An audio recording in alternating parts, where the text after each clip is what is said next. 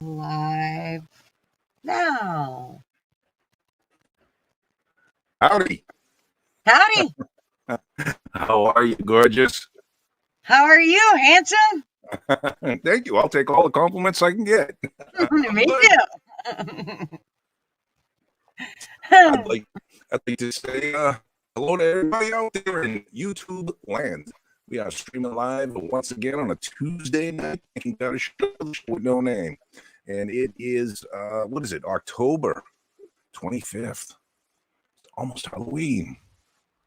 Almost spooky time. Spooky time. I love Halloween. It's a good time. I like seeing the shining kids and their little costumes and giving them the cookies with trippy stuff in it.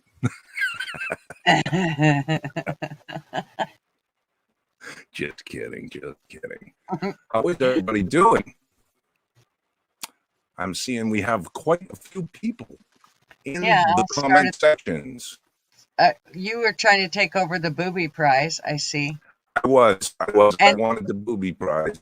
And then Booby Bobby took it. He did. Congratulations, of course, he Bobby. will never take it because he'll end up giving it away. So that means Justine gets the Booby prize today. Not the Booby, the Booby. Booby. What? Spell it wrong? Is that how you spell Booby? B-O-O. How do you spell it? B-O-O-B-I-E? The Booby. Or A-Y. B-A-Y. B-A-Y. Boobay. Oh, a boobay. With French. That's when your finger goes in the air. The boobay. I have a boobay. Where? Oh, good. I have really weak signal for some reason. And this is bad. Really weak signal. Let me just double check mine just to see if it is, but I don't think it is. So hang tight, y'all, and we'll start saying howdy to everybody. Hopefully this shit gets a little better because right now we only got 8 people on and whoa, shit ain't sounding all that great. Yeah. Okay, internet speed. See, I just flashed and I don't know why. And I shut off, I came back. It's weird, man. It's weird, man. It's weird, man. I have my phone shut off. I have my ring shut off. I mean, I'm in the dark except for yeah, me too. The internet. Everything is off. Everything should be off unless my wife is watching porn again. God, is that what's happening, Lisa? Are you telling on yourself? Yeah, she's addicted to it now. Wasp said, "I'm fine. You're lagging." I'm lagging. We're lagging. You're lagging. She said, "I'm fine." Great. Always lacking. I'm lagging. Looking, lapping. All kinds of stuff. It's probably a man thing. Must be. You know, we let you fuckers vote. Don't get me started. That's a whole conversation. I'm glad. Hey, listen. I'm glad to go there, right? Yeah, I would gladly devote some time to having a conversation since it's such a third world conversation. Okay, wait. You might as well just wait. Hold on, because everything's being cut up here. It's doing. It's like literally chopping you up. You know what's really weird is I just checked this and it's saying I have 0 upload. Now, give me a fucking break, Xfinity. I pay how much a fucking month? Yeah. It could be. Oh no, here we go. It could be also on my end. I keep having right above you in our pictures. I have a thing that says live 4 minutes and 32 seconds, and then I have a little icon of strength of Wi-Fi. You know, the 3 fucking half circles or whatever they're called. Looks like a radar. And I have one thing to show. So you're really low internet. It literally says it. I mean, we hear like about every second, half of every 7th word. Okay. What? Try. Tell me what. Tell Tell you me what what. to do. Tell you where to put your fingers. No. Okay. So. What's my internet speed? How do I find that? Okay, so here's how you do that. And you have to just go Google internet speed, check internet speed, and it'll bring up a bunch of websites for you and you can go check it. But it might be hard for you to do while you're online. You might need to go off and check it and see what it gives you for a speed and then come back on. Just because it seems like it's really low from your end, it might be better for you to do it that way than try to do it while you're online, because you're not going to be able to see us when you do this. Remember that. Unless, of course, you hooked up that other monitor, which I'm sure you haven't.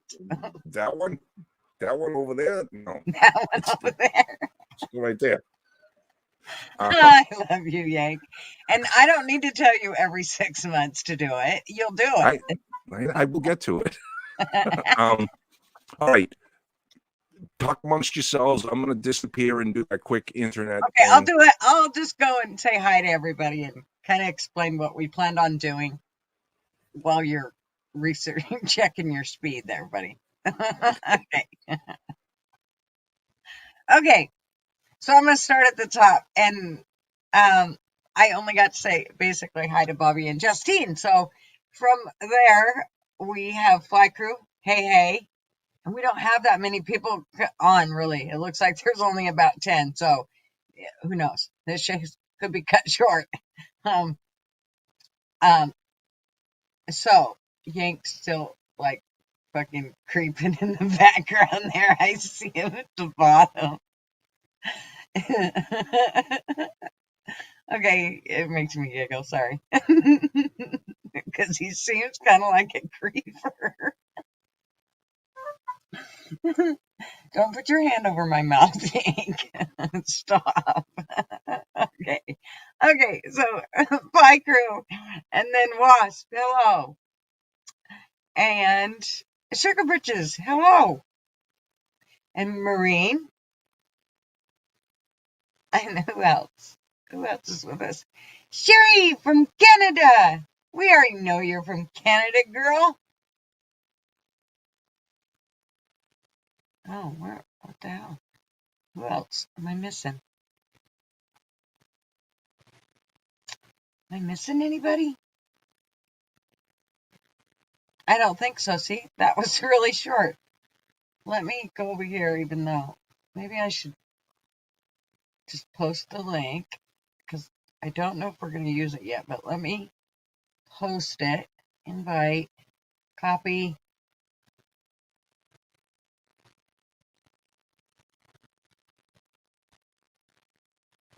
Oh, where the fuck are we? There. Anyways, so hello, all our faithful followers. Thank you for hanging with us this fine evening. Yank and I got to visit some today, and so we had started discussing the governors and the senators, and he said, well, maybe we should just do a live on it. But if I'm not able to stream that, then that kind of blows. But let me see here. Let me get off this.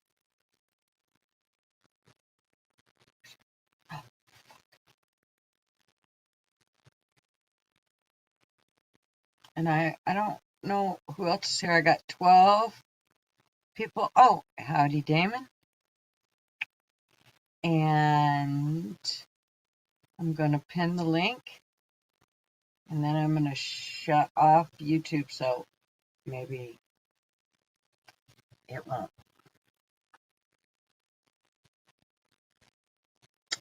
It won't hold us up.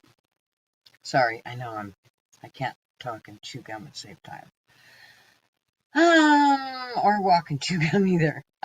Governor race here is a joke. Maureen, I'm sorry, I forgot where you're at, honey. Can we have DeSantis? Not for Texas. Sorry. Flicker, you cannot. But, hey, Blunt Man.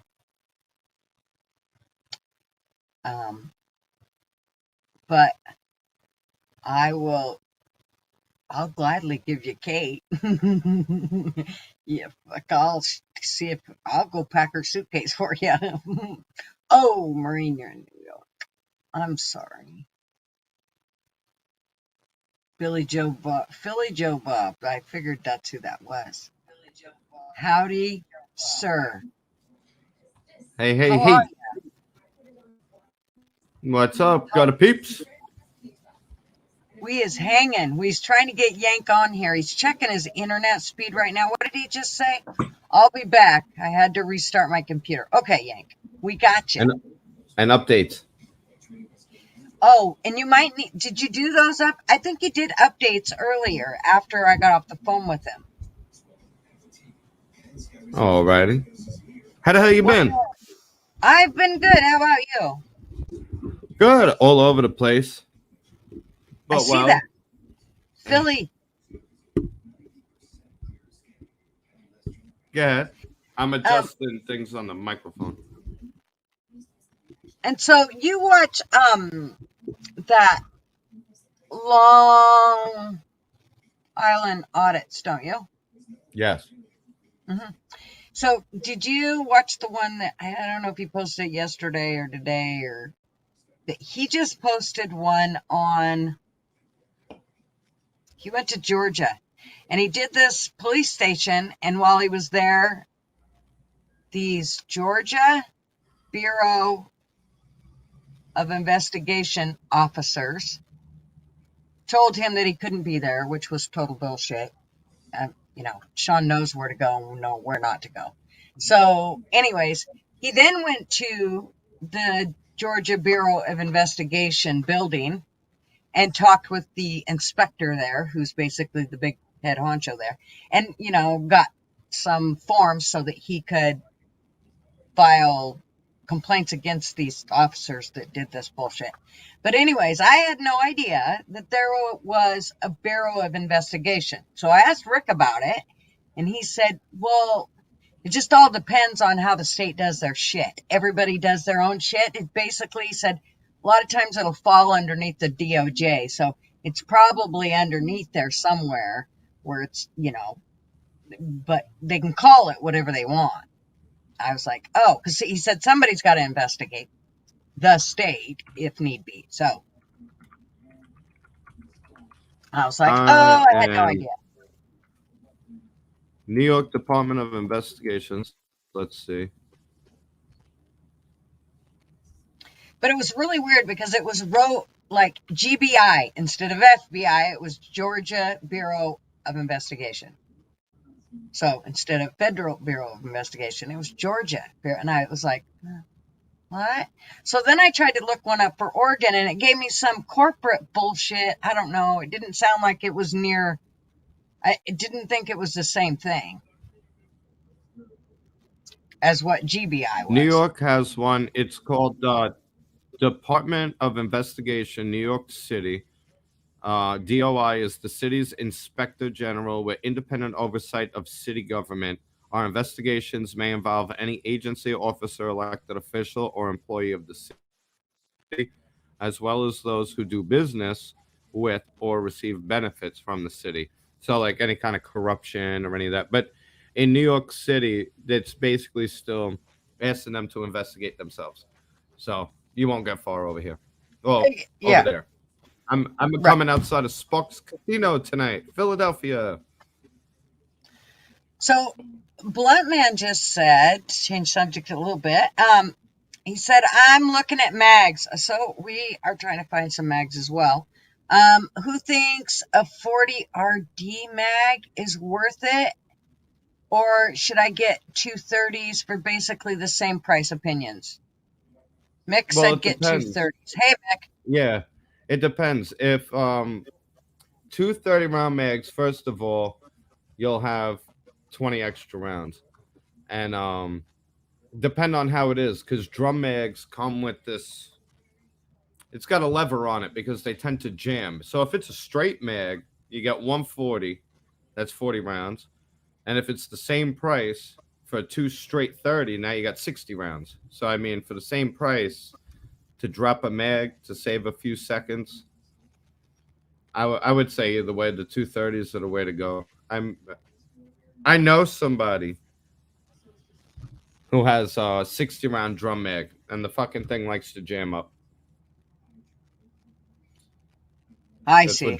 So, I mean, I'm thinking that 30's good. I just don't want them to. Here's the deal. I only really want to do it because they say they don't want me to. That's how come I want them. I don't really care. You told me I can't because Oregon. Well, now I have to. I don't know, some stupid fucking law. What's it called? Measure measure 114 is where they're gonna take away our mags or take them down or whatever. I don't know. I haven't read it yet. I still ain't got that far. But like Fly Crew said, like you could have 60 rounds in two 30-round mags, and you should have no issue. Now, this is what I will say: just because it's a 30-round mag, don't put 30 rounds in it. You want, I would say, 20, between 25 and 27 or 28 in a 30-round mag. Drum mags are going to jam on you, and you don't want to, God bless you, putting 60 rounds in a 60-round drum mag. You'll be spending half the time hitting that jam lever. So you figure for the same price for 40 rounds or 60 rounds or close to 60, I think that it's pretty obvious. Yeah. Well, and like Fly said, he'd like the 120 rounds too, but for the price, you'd be able to fill it up, but only once. Well, maybe we start a community chest for all of our loyal subscribers, and we do giveaways where people get mags and ammo. No doubt. Down the line, but we all subscriptions status. Everybody gets cards to their local FFLs. No doubt. Where basically it's like we're all kind of, I don't know, a lot of my friends do pools like that where they all, it's just off. I don't know how to explain it.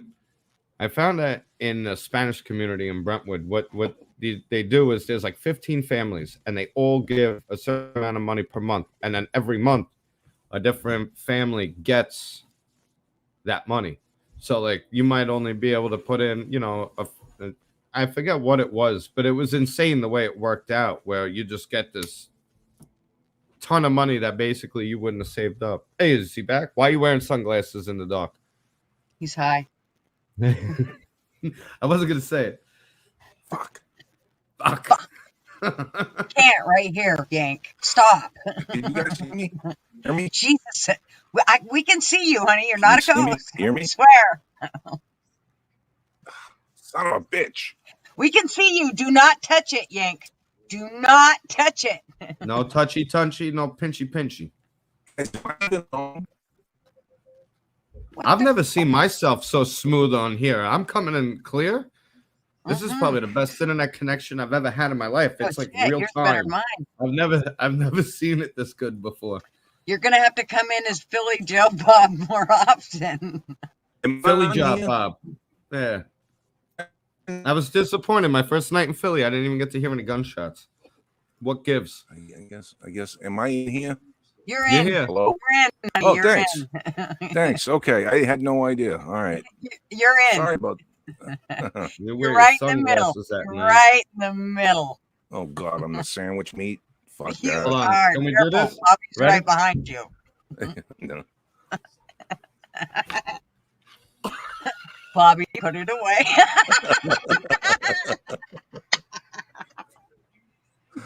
Oh, fuck. Guys, I have no signal. I have no signal, guys. Better timing than you froze just as you were gagging. I have no signal. Am I coming in clear with you? Stick it in him, Bob. He's vulnerable. Careful. Careful, Yankee's gonna get your ear. Give me ear. I'm just having some fun with you. Okay, so one of the things that Yank and I were talking about, Yank, you're just gonna kind of have to agree when you can, it sounds like. But one of the things that we were talking about today was how, we were talking about the discussion last week of me just going, oh, fuck this, whatever, I don't want to do this, I'm done, whatever. And then after talking with Bobby and then Yank coming on and everything taking place, of course I had a completely different view of it 5 minutes in. You've seen that. But at first it was a little frustrating. But when I was talking with Yank about it, I told him nobody realized how much this was going to be like. None of us probably go to the bars a whole lot, except for Bobby. But most of us do not get to go to the bar very often. Stop giving away my secrets. Unless they're friends with me on Facebook, that's privileged. Oh, okay. Well, he doesn't go to the bar. He goes to the church. But anyway, so the church that he goes to, some of us would like to go to that same type of church. Well, however, we don't. So this is our bar time. This is kind of our way to go connect with people and get to be able to bullshit about what you would basically bullshit about in a bar, which is anything.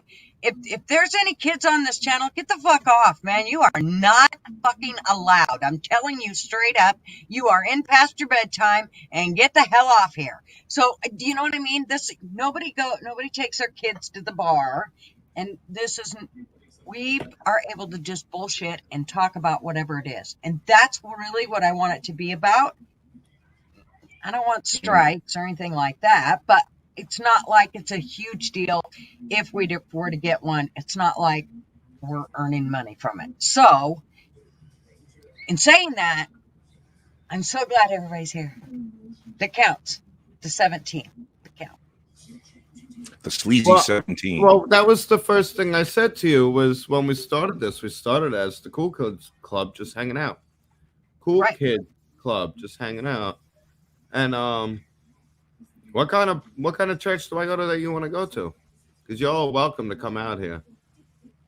We do have 17 watching and 13 likes, you ungrateful sons of bitches. Just kidding, Bobby, I changed this church. I changed it from bar to church because I'm saying, what kind of church? Which one?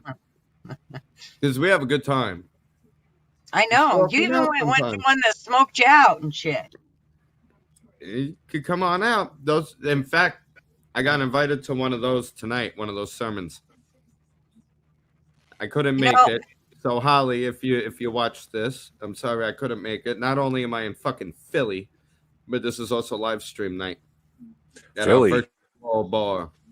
Philly, the Fetterman Oz debate is happening right now. Oh, Harrisburg is lit. So, Bob, that's actually what we were going to do was live stream that debate and let it play in the background. The Eagles look like hey, you guys. I always wondered what happened. Eagles. What the fuck are you talking about? Dude, see, you go way over my head. I'm going gutter. Telling you right fucking now. That's what the guy with the fucking brain damage from his stroke was saying. The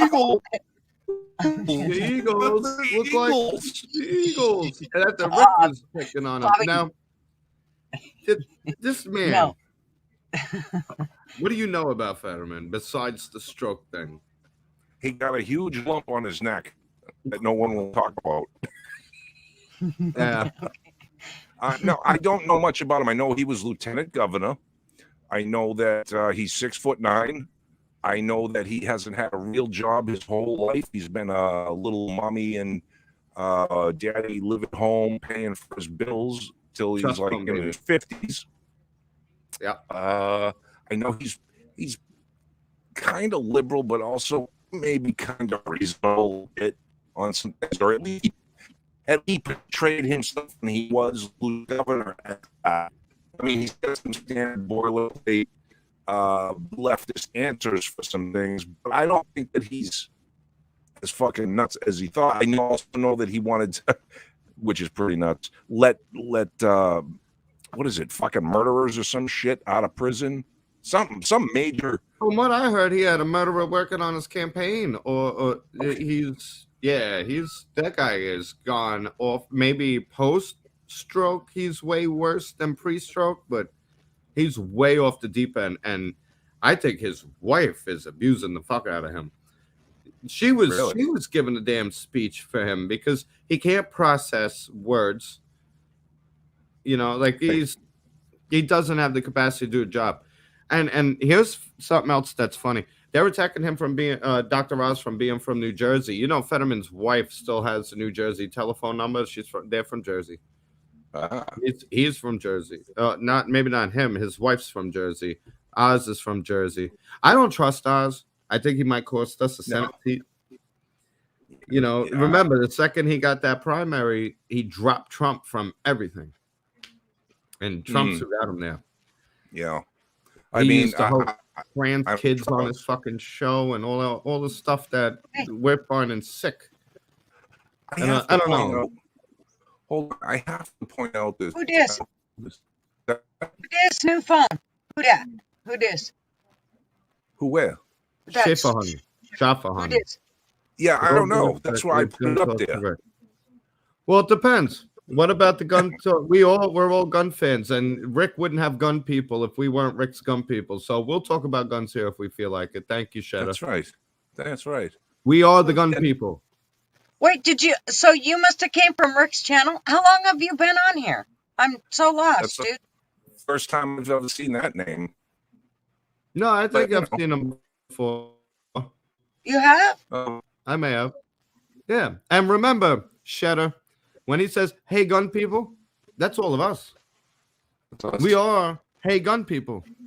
He likes We just do our own little virtual hangout on the side. So we're not driving Rick crazy with private conversations in his comment section. Exactly. That's right. And now you can hang out and talk guns with us if you think you disagree with any of the things we say about guns, besides everybody should fucking own one. Then, well, and I mean, become part of the conversation. Your opinion can be your opinion, but we can still talk about. We can talk about whatever we want. Did I not just go over that at the beginning, just a few fucking minutes ago? That's right. This is kind of where, you know, it's a free for all to a degree. I mean, that's why we kind of leave shit open, is so we can visit about whatever, including the big G's. And I don't mean better, even though, because we all know we're going to talk about that. None of us claim to be prophets or experts. We claim to be cool gun people who hang out on fucking Tuesdays. So hang out and join the conversation. That's right. Don't you sit we there can't steal no steam from Rick. Who the hell's trying to steal steam from Rick? We're trying to stop driving him crazy. His comment section, and we got our own little thing going. It's our little thing. So welcome to the club. It's a little thing. It's just our thing. It's a thing. Like a little Costa Nostra. I agree with Bobby, except for the part where I do try to drive him nuts in his comment section. Well, that's different. You're allowed to. Wholeheartedly. I don't want to get fucking blocked. How about that? I ain't saying shit because he's blocked me and it pissed me off, fucker. Ooh. Fucking block me. Yeah, you got blocked. You know what I got? I got embarrassed in front of the whole internet. Made a fucking video yelling at me. Okay. Oh, now you got to tell the story. I might not have caught it. You know, I feel like we're saying, do you know what Dad did to me? Yeah, you feel like abused children right now. Look what you did, fucking Shedder. Let's show you my bruise. I did find a glass that I want to get him, and it says something to the effect about you'll never find better drinking friends than us, or something to the than all of us. And I was going to put it from the gun people, from all of us, because I thought that'd be kind of cool. Yeah, that would be cool. Schnauberhand Shedder, he agrees. Okay, I don't know what he agrees with, but doesn't agree. Where are you? Right, yeah. Shadow's been watching down since the channel started. That's what I'm saying. Like, I've seen this name before. Or her name. I don't want to assume gender. We're allowed to assume gender here, and I'm going to call you them. With a. Or he. I don't know.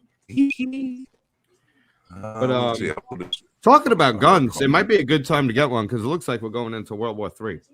I know. I don't know, man. We got troops going to the border of Ukraine now.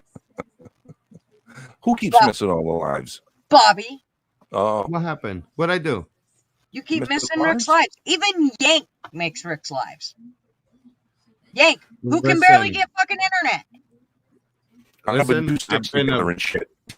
Who's stuck in a fucking hurricane. Don't give me. I know what your excuse is. You've been at church. I know. Not even that. There's been some networking. There's been some moves I've had to make because I only have the weekends to get anything done. And I had to go see the bike club because they're going to be the ones helping me store my bus that kept getting all those fucking tickets. But it's really hard to watch YouTube at Eli's house because he's always blasting everything in the background. I know, fucker. So, God damn it, Eli. He's probably watching right fucking he now. He ain't even here. He probably forgot. Oh, well, now we're just going to talk shit about Eli because you ain't here. So, there. I got to go home to that boy. I ain't going home to an angry wife. So, he ain't my wife. I'll piss him off. So, P says he's ready for R2. Everybody's talking about R2 lately. And I'm not sure R2, World War III, nukes flying, dollar collapsing. I don't know. Is it, or is all the world a stage? And we're all staged? I'm not sure. I'll put it to you this way. People storm the Capitol without guns, and they're still in solitary confinement without charges. R2's not going to happen the way it did. No, I agree, and I don't think that it's going to. I don't see it within the people's eyes anymore. I don't think they have it within them to do such a thing. I don't either, because when that happened, there was a big separation. Now you're talking about neighbor on neighbor on neighbor on neighbor. Forget about the feds. You know what I mean? And they, with all these they didn't have tracking devices like this back when. You say some shit and you're ready for it. You got all your shit. They're watching you all the way to the fucking Capitol. They got facial recognition and all this shit. I mean, if we got 2 million of us, 3 million of us, forget about the 100 million that own guns. A few million of us, we could take over the goddamn government 2 seconds. Oh, I've said that. See, this is the thing, man. I've said stuff like that for years. I mean, Washington, D.C. is 10 square miles. You can cut that off, all the bridges, all the highways and everything, no problem. You know, I mean, there are awful lot of tunnels, and don't get me wrong, they can get the fuck out, but and there's Air Force bases and shit right there too. But you could theoretically, the 1 million man march that happened had fucking taken over Washington. Could have, if they wanted. That's all you need is the people. That's it. You know. But I don't think it's going to happen. I mean, look at what did you guys see in the news? I think it was this morning. Somebody on the New York City subway, fucking football blocked another guy off the tracks that wasn't even paying attention. And I'm going to say it. It was a black guy who did it to a white guy. No hate crime. But they arrested the guy. He has a record going back to trying to kill somebody. Back when he was like 16, he did 20 fucking years. He got out. He did it. Now he's trying to kill somebody again. But the thing I'm getting at is when he did that, there were other people standing right there. And you know what they all did? Nothing. Nothing. They were bags. They're all going to cower in their houses and call police.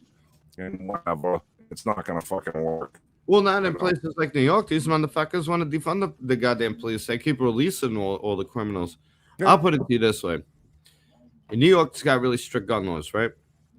If you want the best of the best, you want fully automatic fucking machine guns and all that, just bring some cash to New York and walk to any corner in one of these rough neighborhoods and you could get anything you want with no fucking paperwork. It's so much easier to get an illegal machine gun than it is to buy a legal handgun here. So that's what they're creating. Might as well just become a fucking criminal if you just get away with everything, right? Right. It's smarter. I mean, I'm not gonna lie, I'm the wrong fucking color for it, and it's not me being racist. It's all there's systemic racism coming from the Democratic Party, and teachers unions are some of the biggest forms of systemic. That's like the number one arbiter of systemic racism. I thought we were past racism. See, the 90s and the 2000s, everybody got along, and we prospered like motherfuckers. We had a great fucking time. And well, they couldn't have that. They couldn't have that. Tell me who didn't like Busta Rhymes' extinction level event. You had Notorious B.I.G. and Tupac and all that. Like we rocked all that shit. We all got along. There was no. It's all existing in the media, and they tell you how racist everything is. I live in the hood. You all know this. I live in the hood. Me and Eli are the two of the only white boys in that entire fucking neighborhood, and we all get along fine. Racism doesn't exist like they want you to think it does. That's right. Yeah. It really doesn't. Yeah. Right. I live around lots that I mean, my kids, they have tons of best friends that are, I mean, we don't even. Colors. It ain't about that. It's us and the government dividing us. That's right. And that's why they don't want a fair election system either. Yep. They're saying that we're did you hear this? You hear they're already priming fucking Hillary Clinton coming out going, nope, they're going to steal the election. It's funny because the party who wants voter ID, in-person voting, all in one day with paper ballots. Yeah, we're trying to fucking rig it, right? We're trying to rig it. You guys are passing laws to let illegal votes. You don't want people to have to verify signatures or ID. And you want to be able to do mass mail-in vote. It sounds like you're rigging the fucking election. Mm-hmm. So I think they kind of know they're going to lose, but only if we get out and vote. If we don't get out and vote, do not get cocky. Do not get complacent. You better get out and fucking vote. You vote like your lives depend on it because they're releasing rapists and murderers. You better go out and fucking vote like your life. Well, and I have a feeling it's exactly what she said. If the Dems steal the election like they did last time, it was secure. There's probably going to be an R2. There's probably going to be some people going, you know what? Fuck this. This is it. We're done. I'm just saying, I got Hillary Clinton covered. Guys, I got a little voodoo doll with pins. Oh, good. Hillary Clinton voodoo doll. Oh, good. See, I got covered. You know what? Can we start? Like, we should do that on the live. Tuesday. Okay. Next Tuesday we will. Next Tuesday we will start. We'll start like pin a week or whatever that thing, whatever you're clipping her with or torturing her with. Well, Chief Smoke a lot. I gotta disagree. I gotta disagree with the that one comment. It depends who you are going into the ghetto with a lot of money, because nobody's gonna fucking rob me. I'll tell you that right now. And that's it depends on where you go. Don't go into a random fucking ghetto. Don't go into just some place you don't fucking know. But you go in a place where people know you, people that you've helped, people you know. I'm all right where I'm at. Nobody's fucking with me. You know what I mean? I'm not worried about it. If I wanted to, I can easily access shit. But that's the trade-off. How many bodies are on that gun? Well, I got news for you. If you go into that extent to not want paperwork and say fuck it and get a machine gun, are you really worried about that? Are you really worried about how many bodies are on the gun? No. I'm just saying the system they're creating makes it easier to get illegal guns, and the gangsters got the best variety. And that's due to the policies that they have, the strict gun law policies. And that's basically my point. We're not, if you want to get into specifics about bodies on guns, well, let's stop that conversation when I say fully automatic from gangbangers. Okay, because that's kind of implied. It's just easier to do that than to get a simple handgun to defend yourself. So don't read too far into that. It's not what I'm doing. The guns I own in New York are registered. They're in my name. It's if I were to, though, it's much easier to go do that. There's no receipts. There's no registration, no background check, and they got variety. I see it. They're all over the place. So don't worry about bodies on the guns, and don't worry about getting robbed. Don't fucking just walk into a ghetto and pull out cash. That's how you get robbed. But let's use a little sense. What I'm getting at is government's not going to save you. I don't. What do you think? Let's take a poll. How many people think we're just going to vote our way out of this situation? Nope. Let's start with Yank and Gutter. No. How many people think we can honestly just vote our way back to prosperity? No. Fuck no. We're going to fight our way back. That's how I'm actually considering not voting for the first time. Well, you gotta. No, I don't gotta. Yeah, you gotta. I'll fly down to Florida and rub your head for real. I'll take the broken orbital socket, but I will fly down there and get assaulted. He likes that rubbing of his head. I just want to point out. Depends. Either one. He's not picky. Gutter, you do an awful lot of talking for me, that kid. You do untrue. Your head That's just don't flat out untrue. No, I am considering it because I I've heard it said a million times, and I really starting to believe it. If vote made a difference, they don't let you do it because they don't let you do anything else that would make a difference. You know, that's fair. I can understand that. I would believe that if Trump didn't make a huge difference in those 4 years. He did make a big difference. Now, there's some things I wished he would have done, and there's some things that he did that I didn't agree with, but I think he made the bigger difference of anybody that sat in that chair before. Oh, yeah, without doubt. Yeah, and I agree on all points. Now, the one thing I'm going to say about the voting, they can only cheat an election that's close. Because remember, Trump only lost 2020 by 40,000 votes through the electorate. Not millions. That's the popular vote. And that's the big misconception that it was 81 million to 79. He lost by 40,000 votes in the swing states. And where did we find the most voter fraud? In the 5 key swing districts. With the mass. Now, did you see Arizona, Pennsylvania, or Virginia? I think it's Pennsylvania, Virginia. I have to go back. The Supreme Court was about to overturn the election, which would have gave all of their electoral college votes to Trump, because they audited the system and they said there were no signatures or incomplete ballots or there. This is what I got to say to anybody, including Republicans, that say move past 2020. Well, what's that famous saying? If you don't study history, you're doomed to repeat it. Anybody that says get over 2020 doesn't care if we have free and fair elections and honest and transparent elections. You know, if you blow them out of the water, they can't cheat enough, because then it's completely obvious. They can only cheat close elections. You know, I hate to interrupt, but I just found the debate. Okay. The Pennsylvania debate. I'm going to hop off, hit the bathroom and have a cigarette and digress, but I wanted to hop in. Thank you, Bob. I'll hop back on. I'm here. I got the whole setup going. Tom's laying back, getting ready to model for y'all. Nice. Good to see you, Yankee. Good to see you, Gutter. I'm going to hop off. Thank you, Bob. I'll see you in a few. I might hop back on. I'll be watching.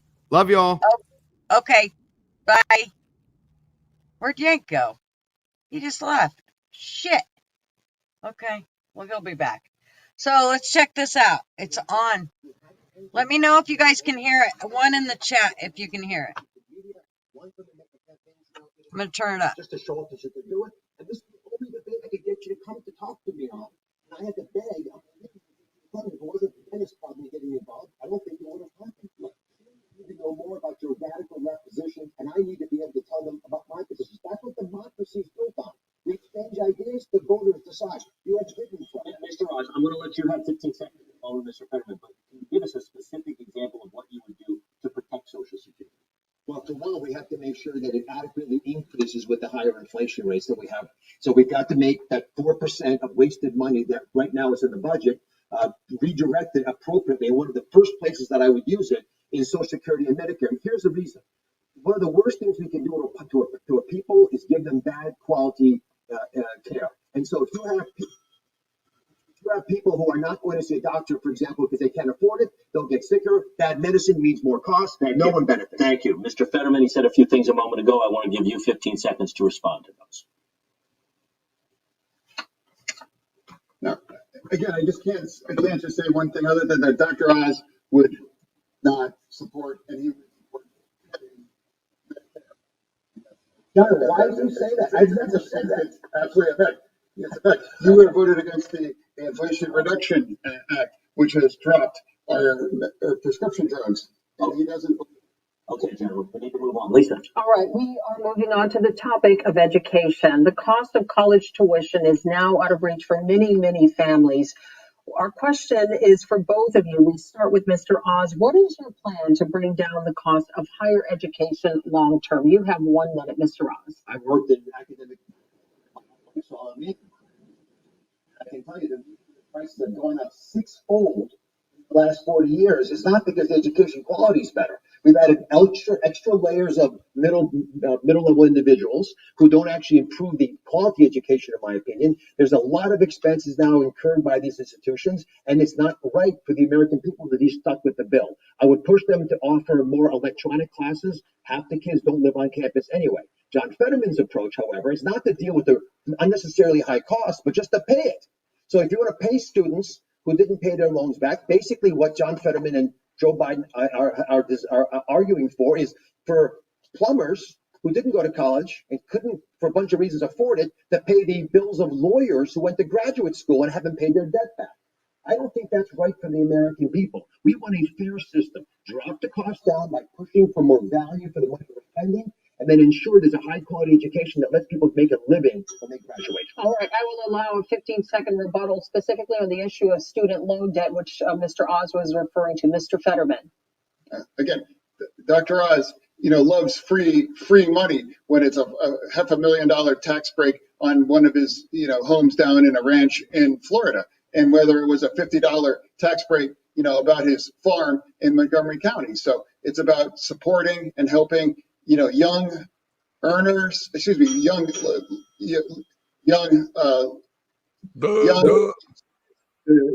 a break. I believe that supporting. All right, let me just ask specifically with the plan to ease student loan debt, the debt forgiveness of $10,000, $20,000 for Pell Grant recipients. Do you support that position? I do absolutely support that. I believe, like I said, it's about helping young learners, be able to get a better start, getting in the start of their life. And I do believe that, and I believe a majority of Americans support that. All right, Mr. Fetterman, I want to ask you the same question that I asked Mr. Oz. And what is your plan to bring down the cost of higher education long term? You have 1 minute. Yeah, I don't think he didn't answer. He didn't answer the question whatsoever. I Mr. Oz, please give him a moment. You didn't. I fundamentally believe that every quality public university education. This is going to be all over the news tomorrow. Affordable in every state, and I think there needs to be a significant investment, to make sure that anyone be able to afford to go to get a 4-degree university degree, say at Penn State or at Pitt or any state schools, to make it much more affordable, and that means acquiring affordable that every family can afford. How exactly, Mr. Fetterman, do you propose doing that to make it more affordable for families? I just believe making it that much more. It costs too much, and I believe providing the resources to reduce the tuition to allow families to be able to afford it.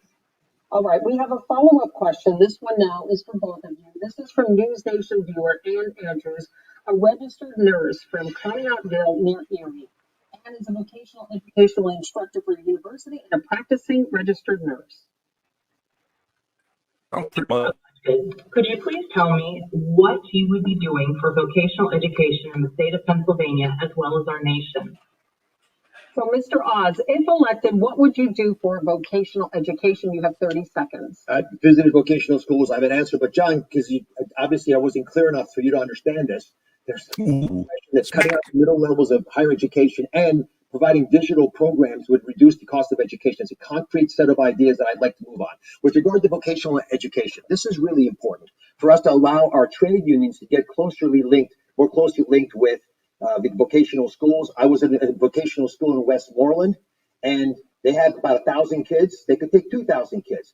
Funding those programs is the smartest way to invest our tax dollars. We'll turn out twice as many children who have a job as soon as they graduate. It supports our trade unions. Makes the whole program work. Thank you, Mr. Oz. Mr. Fetterman, if elected, what would you do for vocational education? You have 30 seconds. Again, I think it's just the same way that university for degrees is also supporting that and partnering with the unions and making sure that vocation training is affordable and providing the resources to make sure everyone has the opportunity. Going to college isn't the right choice for every person, but going to those kind of vocational schools, able to create a career to Wayne. Reach a lot of very high salary, and again, supporting to reduce those costs are critical too. All right, thank you, gentlemen. Dennis. Moving now, multiple members of Every time I look at Fetterman, he's like this. Called for the Supreme Court, and I'm expecting him to go. Candidates on this. Mr. Fetterman, should the Supreme Court be expanded? And if We so, all have a condo in hell waiting for us. It's all right. It ain't got no gas in it. I fundamentally believe that even though I don't agree with the ideological breakup of the Supreme Court, that's what he looks like. Of changing the rules, it's about acknowledging where we're at, much the way the Republicans want to try to change the Constitution about how our Supreme Court in Pennsylvania is going to be done, and I don't support that. So I think it's critical that we be consistent, and I do not believe in supporting the Supreme Court. Mr. Oz, same question to you. Should the Supreme Court be expanded? If so, by how many justices? You have 60 seconds. I would never touch the makeup of the Supreme Court, and I would advocate to leave it the exact same size it is. But John Fetterman's radical positions have spilled over into what he would do in Washington. One of the first things he has said, and he came back to the campaign trail, is that he wanted to bust the filibuster, which means removing the brakes on the Senate overreacting. That's true. That is true. But if you do that, then you will free up the Democrats in the Senate without getting the normal amount of votes to actually expand the Supreme Court, add more states, do things that are detrimental to the well-being of the country. So I think on your first day back, arguing that we should get rid of the filibuster is a dangerously radical move that would hurt Washington. It's not in our nation's best interest. Can you hit pause for a second, Gunnar? Right. At this time, we are ready for our closing statements. You each have 90 seconds to convince Pennsylvanians to vote for you on Election Day. Mr. Fetterman, you are first, 90 seconds. Once again, I would just like to say that my campaign is all about fighting for anyone in Pennsylvania that ever got knocked down, that had to get back up again. I'm also fighting for any forgotten community all across Pennsylvania that ever got knocked down, that had to be made to get back up. I've made my entire career dedicated to those kinds of pursuits. I started as a GED instructor back in Braddock over 20 years ago, because I believe it's about serving Pennsylvania, not about using Pennsylvania for their own end interests as well. To me, careers are Can I just pull his head back? By the real underlying values. Pull the wrinkles out right there. About fighting for forgotten communities all across Pennsylvania. All right, thank you, Mr. Fetterman. Mr. Hahn, final thoughts, 90 seconds. I love traveling into the four corners of the beautiful Commonwealth, and I've heard your problems. I'm a surgeon, doctor. I listen to what you say, and I'm trying to help address them today. I've talked to seniors worried their Social Security checks wouldn't go far enough with the raging inflation. I've talked to couples when they make their first down payment on a new house and they can't afford it anymore because of interest rates. I've talked to families. You want to cut Social Security. Mr. Fetterman, it's his turn for his closing. I've talked to families worried about fentanyl showing up in their mailbox and literally taking the lives of their children. They find blue in bed. I've talked to families who won't let their kids go outside because of the crime wave that's been facilitated by left radical policies like the ones John Fetterman has been advocating for. But here's the deal, right? None of this has to happen. This is all very addressable. I'm a surgeon. I'm not a politician. We take big problems, we focus on them, and we fix them. We do it by uniting, by coming together, not dividing. And by doing that, I've got one question to challenge you with. Just one question. If you take what I'm saying to heart, ask yourself this and others. Hey! Are you unhappy with where America's headed? Fucker. I am. If you are as well, then I'm the candidate for change. Buffing. I'm a living embodiment of the American dream. I believe we're the land of opportunity, the land of plenty. I believe we can balance a budget without recklessly spending. I believe we can have an unleashed energy policy that helps us all. I believe that we can have safe city streets and a secure border so legal immigrants can come across, but you shut the important issue in Pennsylvania. The eyes of the state are on this debate tonight, but on Sunday they will be on Wednesday. Oh, no. Philadelphia, the state's two NFL teams go head to head. Mr. Fetterman, Steelers or Eagles, and why? Eagles. Nobody fucking cares. Good. Always for the Steelers. Mr. Oz, I'll be at the game. Fly, Eagles, fly. Gentlemen, thank you both so much. This does conclude our debate. We do want to thank our candidates for being with us, Mr. Fetterman and Mr. Oz. Fucking and hate for football. all of you at home who have been watching, thank you so much. And we want to thank our team and WPCM for hosting us at their studio tonight. Remember, because that election day is 2 weeks from today on Tuesday, November 8th. Thanks for this. She needs to shut the fuck up. Okay. All right. I am fucking dying.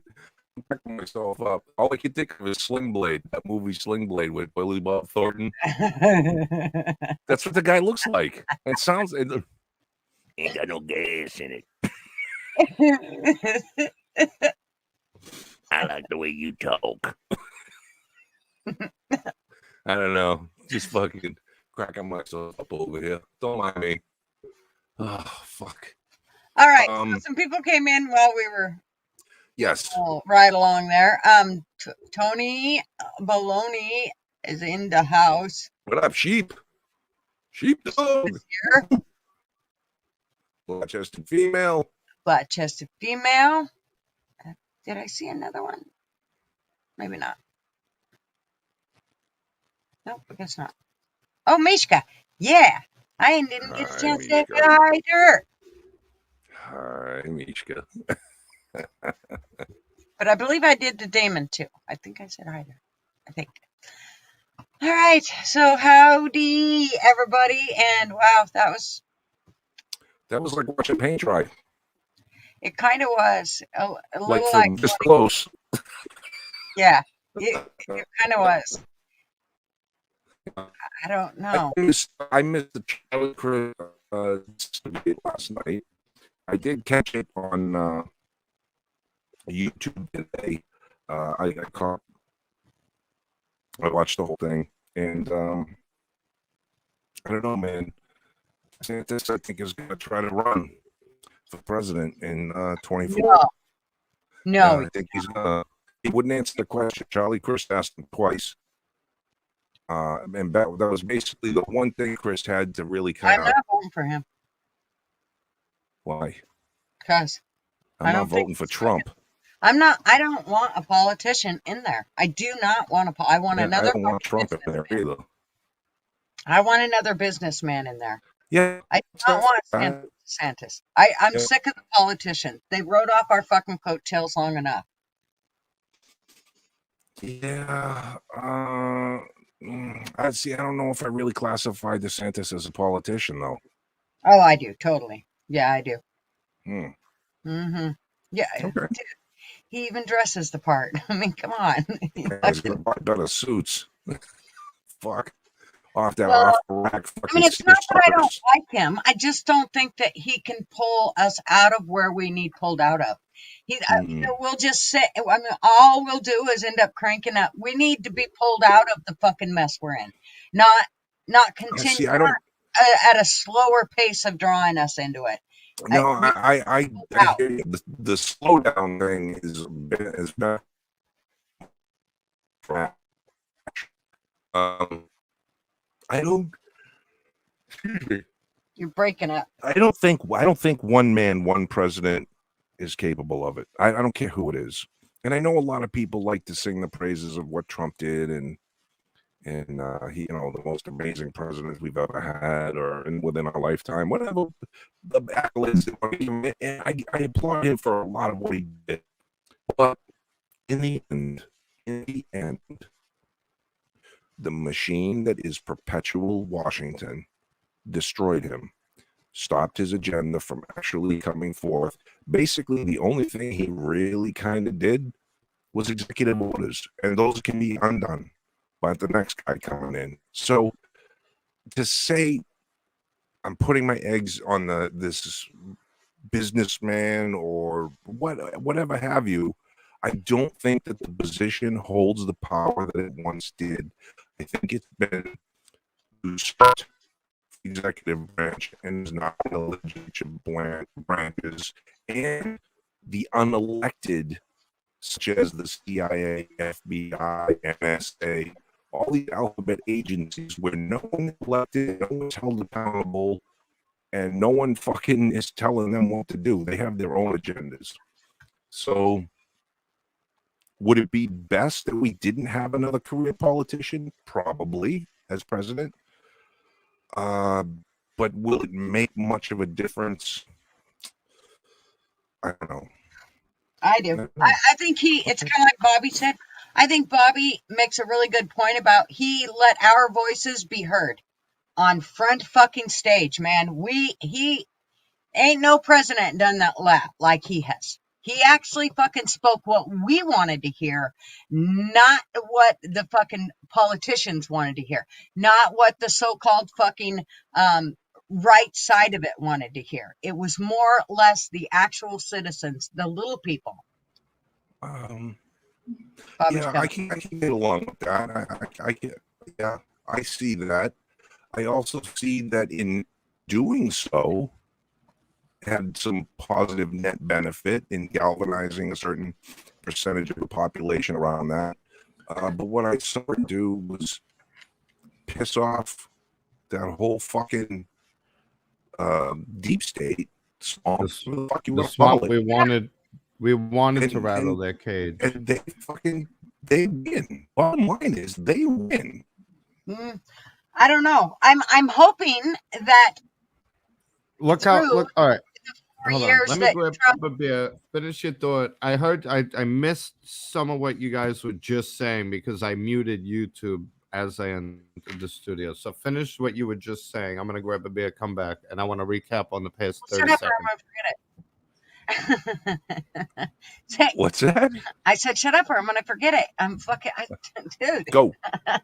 So I believe that there's not somebody that's going to, there's two, I think now with him going through what he's went through for the last 4 years and what he went through while he was president for those 4 years, I think that he has woke up to a lot of bullshit. I think you're right, Yank. I think there's a lot of things he didn't do that he should have done. I think the FBI and the CIA splitting all that shit up and getting that shit back to where they were supposed to be. I also think making our government littler would have been a huge thing for us. If he could have wiped out about half the government, that would have been superb in just getting, making each entity smaller, such as the FBI and the CIA and all the other little things that we seem to pay for daily. If he would have made those smaller, I think that would have been great as well. But there is no politician that's going to do what he did, and we need it now more than ever. I mean, you think we were in debt before when he was president or before he became president? Think of what they've fucking done now where we're in debt at and what he's going to have to pull us out of. I'm sorry, but DeSantis ain't going to do that shit. He is going to be all about fucking, well, let's just kind of mellow this part out and let's mellow this part out because that's the fucking politician's way. They don't actually clean shit up. Did you guys forget about if he were to run for president and win 2024 that he vowed to fire over 50,000 federal employees? Now, you got to remember, presidents get 2 terms. The first term, you're looking to make big policy changes, which he did. The second term, you're not trying to get elected again. And after what they put that man through, you think Trump's going to take that sitting down? He's going to come in like the bull in the china shop that we wanted. And as a businessman, the decisions he had made for this country, I got back-to-back raises with the tax cuts and shit. Remember, he's got the whole machine against him. Let me ask you a quick question, Yank.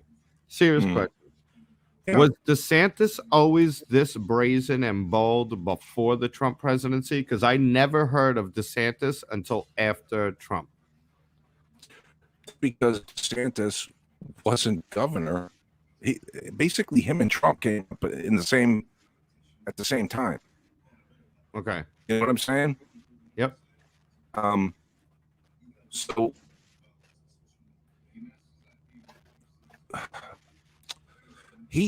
DeSantis definitely took the ball that Trump was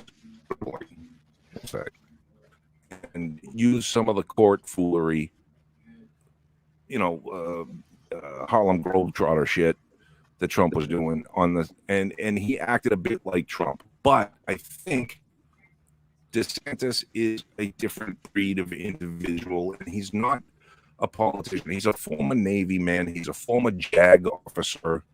And he's not as much as a big egotistical megalomaniac baby. He's not. He's very much. I get it. He's a little polished. Yeah. Oh, way more polished.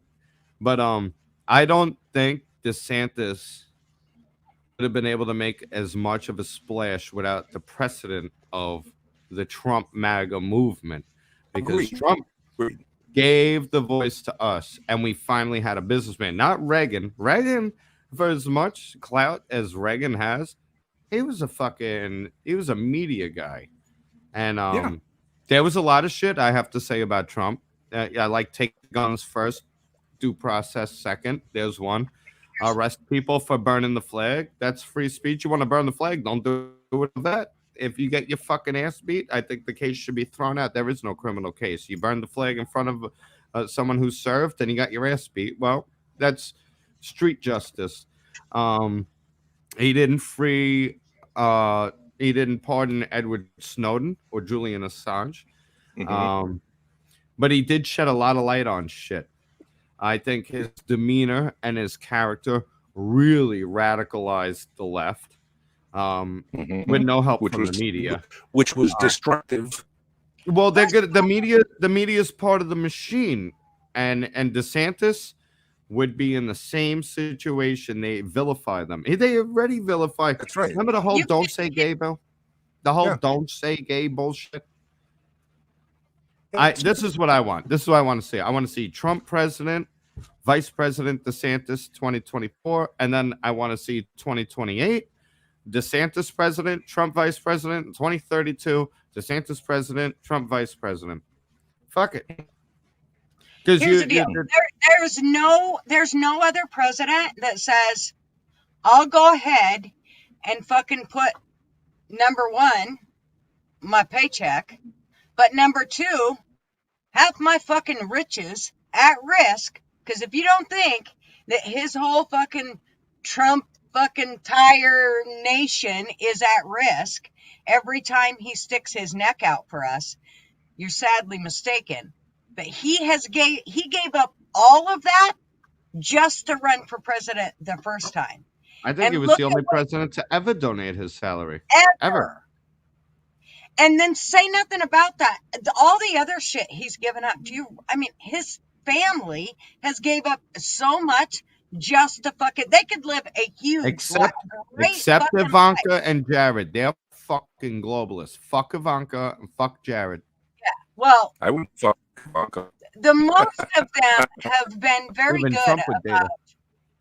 about this whole thing and giving up everything for all of us. They'd still have great lives without all this shit. In fact, They they'd still probably have have great better lives. lives. They still have great lives. Well, They they get probably still have do. better lives. They still Yeah. do. That's remember. still do. See, Yank is remembering some of what I said to you, Julie, about demagoguery when I said even if he came out onto the stage and was only there to pull the right and the left further apart, he's still fucking rich.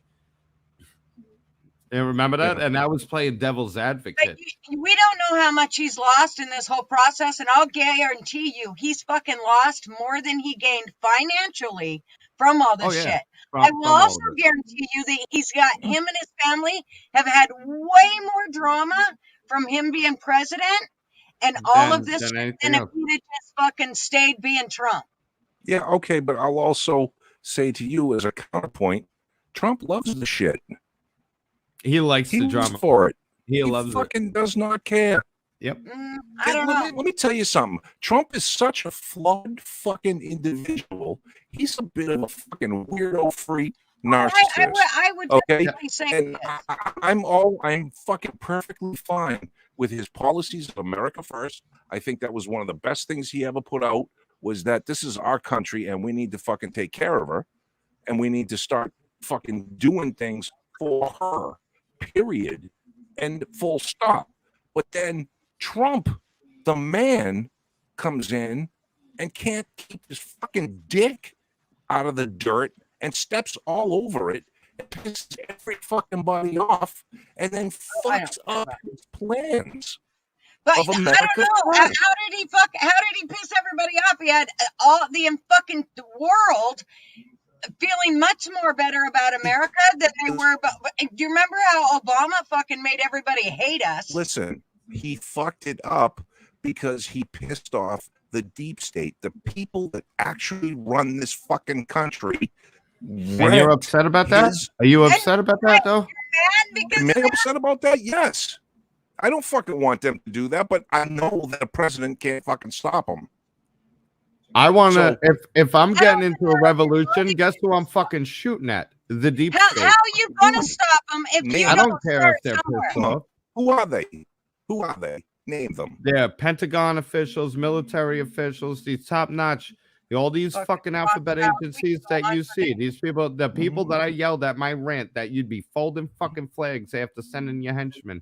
Those are the people that we need fucking take out of power.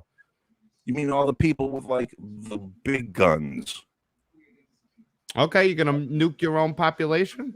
Who do you have left to rule? I didn't say that. I didn't no, say I'm that. saying though. I said they're the ones that have the protections. They're the ones that have what's the thing? Because we let it go for so long. The police, they have the we let it go. Diplomatic immunity kind of shit. They have that. They make laws. They do whatever the fuck they want, and you're not going to stop put up them. with it.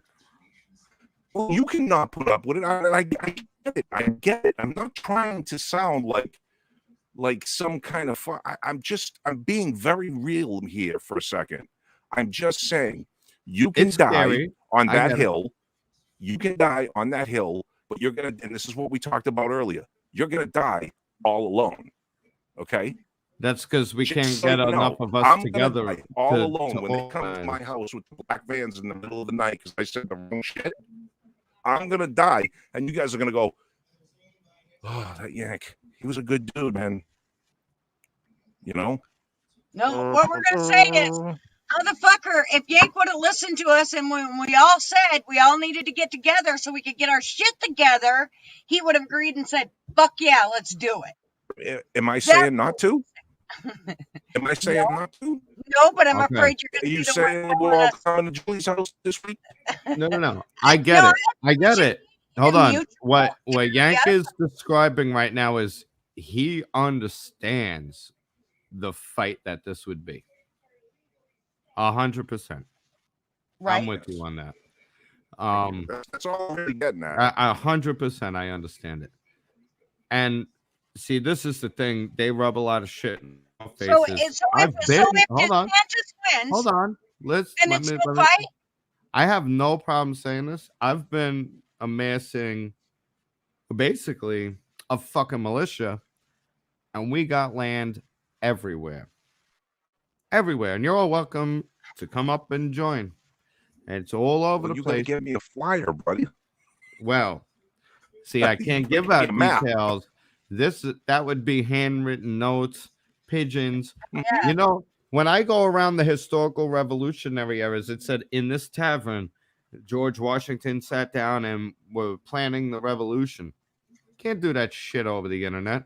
So as convenient as this is to get together, right, you can't organize on anything electronic. And if you're going to sit in a room and really plan on what you're going to set up, you're not bringing no phones in there, no gadgets, no nothing.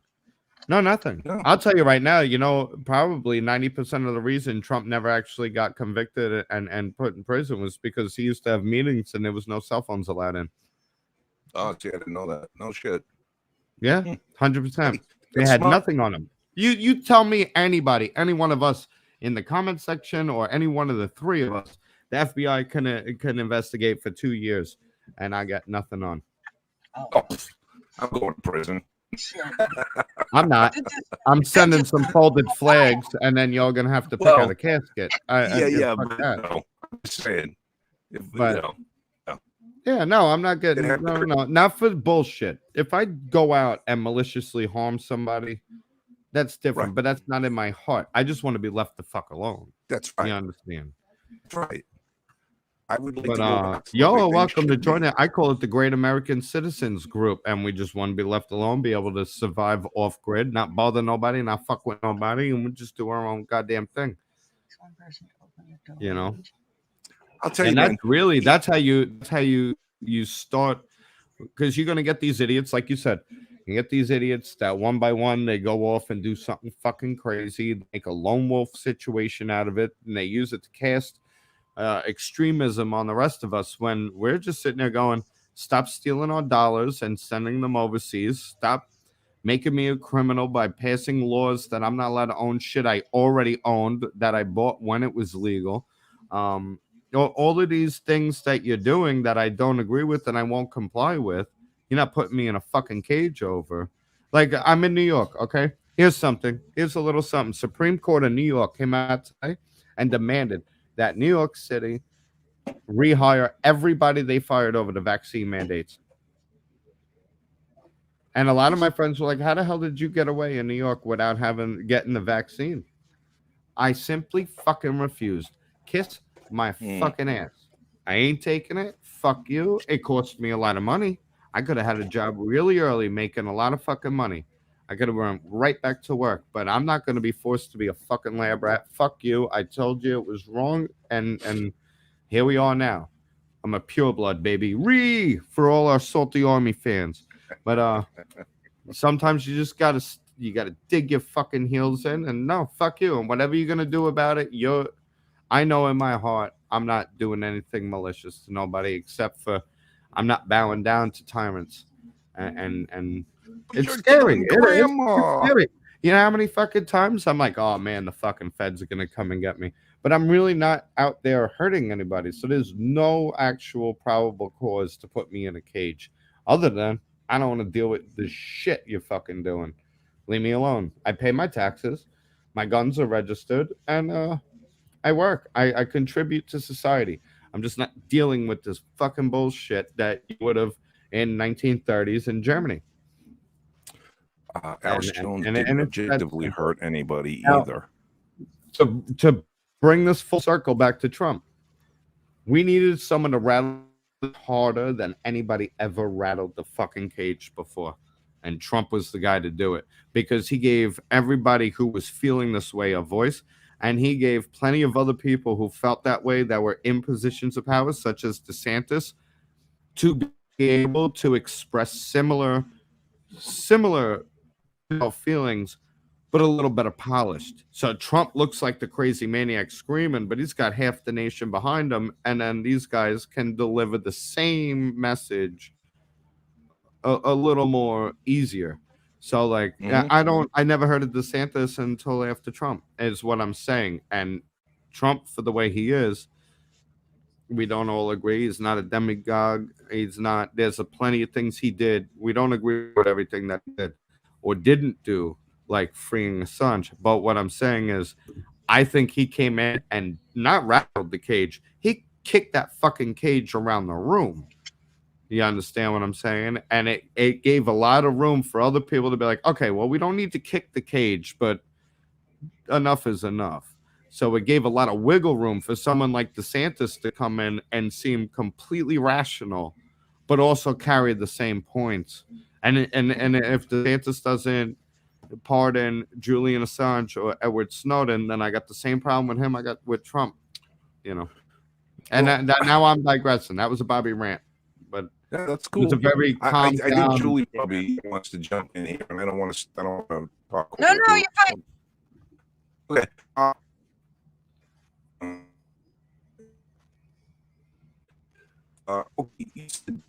People have seen that we don't need to kick around cage and start the wasp nest and all that stuff. Okay, yeah, great. I just don't see how things are done. But I will say this: I think rather than there being a political war left and right, I think the real war is to be fought in the culture.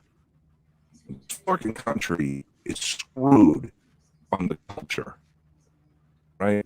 We have people that are so fucking left of center and right of center that we cannot agree on anything anymore, and it's not necessarily political. It's a lot of it could be seen as degradation, but I also agree that a lot of it is something which is kind of weird, right? I'm a liberty person. Do what you want, you know. So if you want to cut your penis off and you want to pretend to be whatever and you want to this, go for it. Do it, whatever. Leave me the fuck alone to do what I want to do, but you do what you want to do. The problem is that people don't want to let each other fucking be themselves, or they want to be up in everybody's business. The problem is the things that some of those people want to do violates other people. Like, there's people that think, oh, well, it's great to want to go fuck the fuzzies. Well, maybe the fuzzy don't want to be fucked. Maybe the dog doesn't want his butthole licked by a human being. Maybe, there's things that, and so that's fucking annoying. I think we're way past all of that because we all wanted to just let everybody do whatever they wanted. They could like who they could want. They could love who they could want. And look where we fucking are now. Okay, I agree. Now they want to whack off wieners and that's a slippery slope. I agree. I agree. But here's where it started. And I'm going to start this just right where I fucking talked about earlier. You know who started all the shit? Women having the vote. Ooh. What? Oh, don't freeze there. Who? Damn it. When women started voting. I don't fucking believe that. I don't believe that you at all. You don't have to. Oh, you should look it up. Okay. Hold on. No, a quick little tidbit. I love you, Julie. But the biggest downfall of society is white liberal suburban women. Boom. 100%. No. And that's statistics. They're bleeding hearts. Y'all bleeding hearts. You think emotionally. And not you. You're what do they call it? You're a unicorn. It's very hard to meet women that understand, but it's all these bleeding hearts and feelings and the children. This is where the disconnect is. The people on the left, for some reason, call us fascists. We don't care what you want to do. Have your fucking pride parades and shit, but don't mandate that my child in school needs to be at 8 years old, proficient in condom placement, read books and twerked in front of by fucking drag queens, taught about anal sex and masturbation. See, because now you're fucking with my kids. Teach them reading, writing, arithmetic, and not this critical race theory. It's the education system. What do we rank? In the mid 30s to the 40s when it comes to fucking reading comprehension? We're the United States of America. We had the greatest education system on the fucking planet, and we no longer, because our education system got hijacked by people who want to turn students into political activists. And the biggest problem is people like us. If we had our way, Yank, if we had our way, Gutter, if we had our way, people in the comment section, you'd be free to live your life as you want to, with nobody else telling you what to do, unless you create victims. You go out and hurt somebody or rape somebody. There's laws against that. You're creating a victim. Now you're encroaching on other people's lives. But what they're doing to our children and the laws they're mandating. You know how many of my friends got forced to take the vaccine or got fired for not taking the fucking vaccine and lost everything? Their businesses got closed because they wouldn't be a fucking lab rat. See, those are the kind of laws I oppose, because you're not allowed to do that to fucking people. And that's the difference between the right and the left. We're about individual liberty, and they're about government control and a nanny state that intrudes on everybody's liberty. So that's the disconnect. It really is. The culture war. Yeah, but it has to do with cognitive dissonance. Hold on. No. This. I want everybody to read this book. Win bigly. Persuasion in a world where facts don't matter. Because you know how you get some of your friends that they're leftists or they're Democrats or whatever, and you could show them the facts and it doesn't mean a fucking thing. Yeah. Because people tend to rationalize things to their decisions, even if it's counterproductive. Like you'll get here's two kinds of smokers. I smoke cigarettes. Okay. I'm the type of person who understands the consequences of smoking and says, well, I like smoking. I understand it's bad for me. That's not cognitive dissonance. Cognitive dissonance is somebody who goes, oh, well, there's people who smoked and they lived to 110. Right. And that's how you rationalize bad decisions. And the people on the left are blaming. I'll put it to you this way. To you, if you're on the left and you're listening to this, you blame America for being racist, systemic racism, the government tyrants. We're horrible. So what's your solution? Bigger, more powerful government. Well, I thought they were so bad in the first place. More laws. Laws don't fucking work. Criminals don't buy laws. Okay, we just said, and I'm going to end with this, and I'm going to digress and let you all take over the conversation. It is your podcast. We just had a school shooting in St. Louis. Okay? They're all flipping the fuck out. He used an AR-15. He had over 600 rounds. This is crazy. Ban AR-15s. Ban AR-15s. And one of the people on the left, unbeknowingly to them, they said the quiet part out loud. He tried to buy an AR-15 at a gun show. He was turned down, was not allowed to buy it. So he bought it from an unlicensed dealer. Well, let me ask you a question. Is buying a gun from an unlicensed dealer legal? If you want to buy from an unlicensed dealer, is that legal? Yes. It's legal to buy a gun from an unlicensed dealer. Well, I can sell you a gun. That's different. That's a private sale that goes through a licensed dealer at the FFL for the transfer of the title.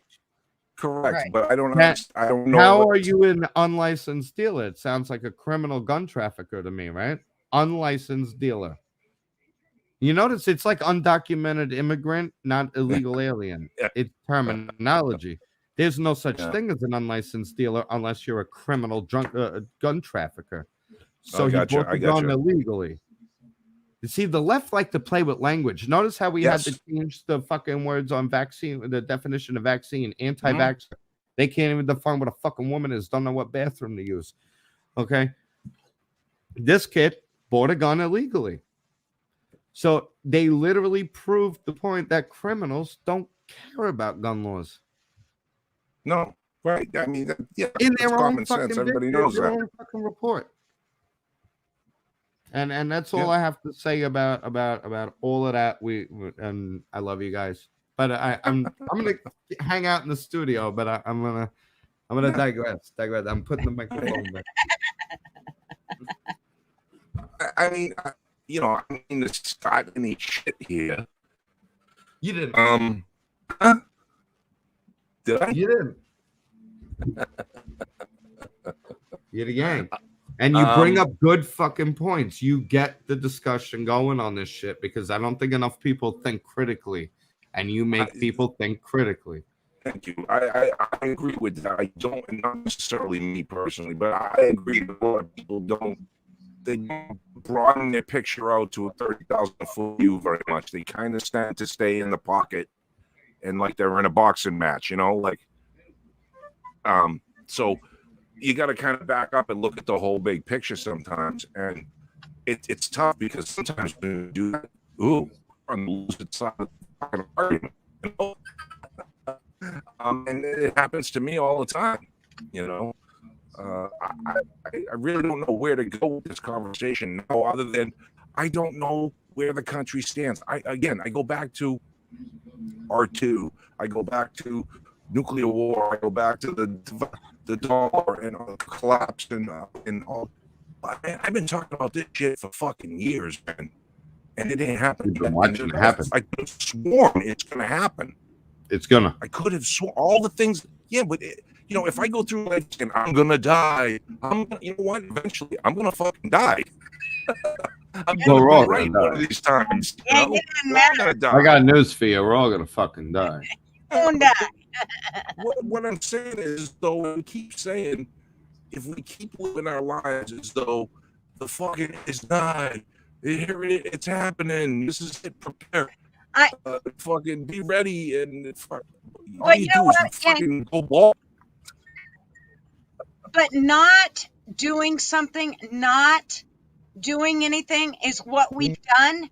And I believe that's why we're sitting where we're sitting with all of the bullshit, because we let all that fucking shit go over and over and over throughout the years. We've continued to let all this fucking leftist shit go, and now look what we have. We have a fucking abominable snowman that we can't fucking get rid of. The cocksucker won't melt. It just keeps growing. That's fucked up. That's funny. It's fucked up, but that's funny. I think, Gutter, I think you're absolutely right. I think for a long time people did nothing. Before I was old enough to do anything, right? I'm in my 50s. So that was already happening. Now, it used to be this percentage, right? I used to watch percentages.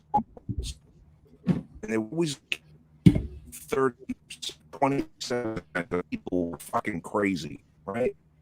And I'm just on the left. There was always this leftist, but there was always 27, 30%. And people just kind of fucking ignored them. And they kept gaining popularity. They kept gaining. Now there's more of fucking them and more of them in power now than there are people that don't think like them. And they have the ability to push you down, get you fined, put you in court, all the shit they do, the deep platform, all this shit. Well, think about what you just said. And elections. Wait one Hold second, on. Bobby. Hold it right there. Think about what you just said. You got more people who want to control others in power than those who don't care to tell others how to live. Yes. So here's my argument. You can't win that fight. You logically cannot win that fight. If you have more people that want to control you than there are people who want to be left alone, the people who will be left alone will be consumed or eradicated. You say that. Yes. You're talking to an unvaccinated electrician who works on government buildings in the state of New York. Be careful saying that, because if someone in the wrong person you. is that, I still won't take you won't do it anymore. No, fuck that and fuck you. Yeah, no, fuck you. I don't care. Okay. I stood firm the first time. I'm just telling you. I'm just okay. Fuck you. That. No, fuck you. Fuck anybody who wants to change that. that. I can take it personally. I'm saying. Yeah. I'm saying I get it. But if the wrong person hears that, you won't be doing that anymore. You do understand that. Oh yeah, well, right? You'll see it. You'll see some craziness. No, okay. It will not be. Especially with the ruling from the New York Supreme Court today. We will prevail. You just got to stay steadfast and don't do nothing crazy, but Bobby, you would see crazy. Okay. Husha, just 2 seconds. Yank, if Yes. you turn your video off, I I- think we'll be able to hear you better because we're hearing about every other word, and it's very frustrating because I really want to hear what you have to say. But I'm kind of putting words in there that I don't know that that's what you're saying. So if you just shut off the video part, Fly thinks it'll come in better that way. Okay. We'll Try find it. out. No. Okay. Hold on. Did you just call Yank ugly? That's what I No, heard. I didn't call him ugly. Am I just adding words? You, I'm ugly, so I'm allowed to say that. Okay. I think Yank's pretty boss. But Yank, what you were saying about all of that, I feel like you're saying, so, well, we can't win, so we should just fucking not Give up. fight it. No, No. fuck that. I am not doing that. I do believe we can win. I do believe we can win. We just have to get pissed off enough. Because remember, these are all people, they are going to pick up the phone and call 911 when they need help. And guess what? We're not. We're not going to need 911 for help. No, just leave us the hell alone. And y'all got a great network here. We might have to do some traveling.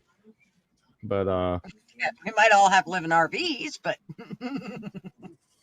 you just fly in, and then we got, you know, fuck that. I ain't flying. Fuck that. Yank is sexy. That's what I was saying. Yank's total boss looking. Oh, dude.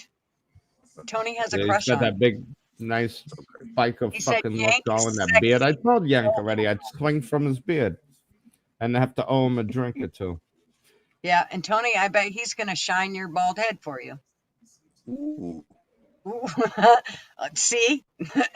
Careful, Tom. Sounds like there's some homo in there. Yank, the entire system is to make you feel defeated. If this is what I'll put it, I'll say this: people think that you're rational. People think, and when I say you, it's a general term to anybody, not you, Right. Yank. Right. People tend to think that they're rational 90% of the time and only crazy 10% of the time. If you reverse that, you're more in the realm of reality. We're actually crazy about 90% of the time and only rational about 10% of the time.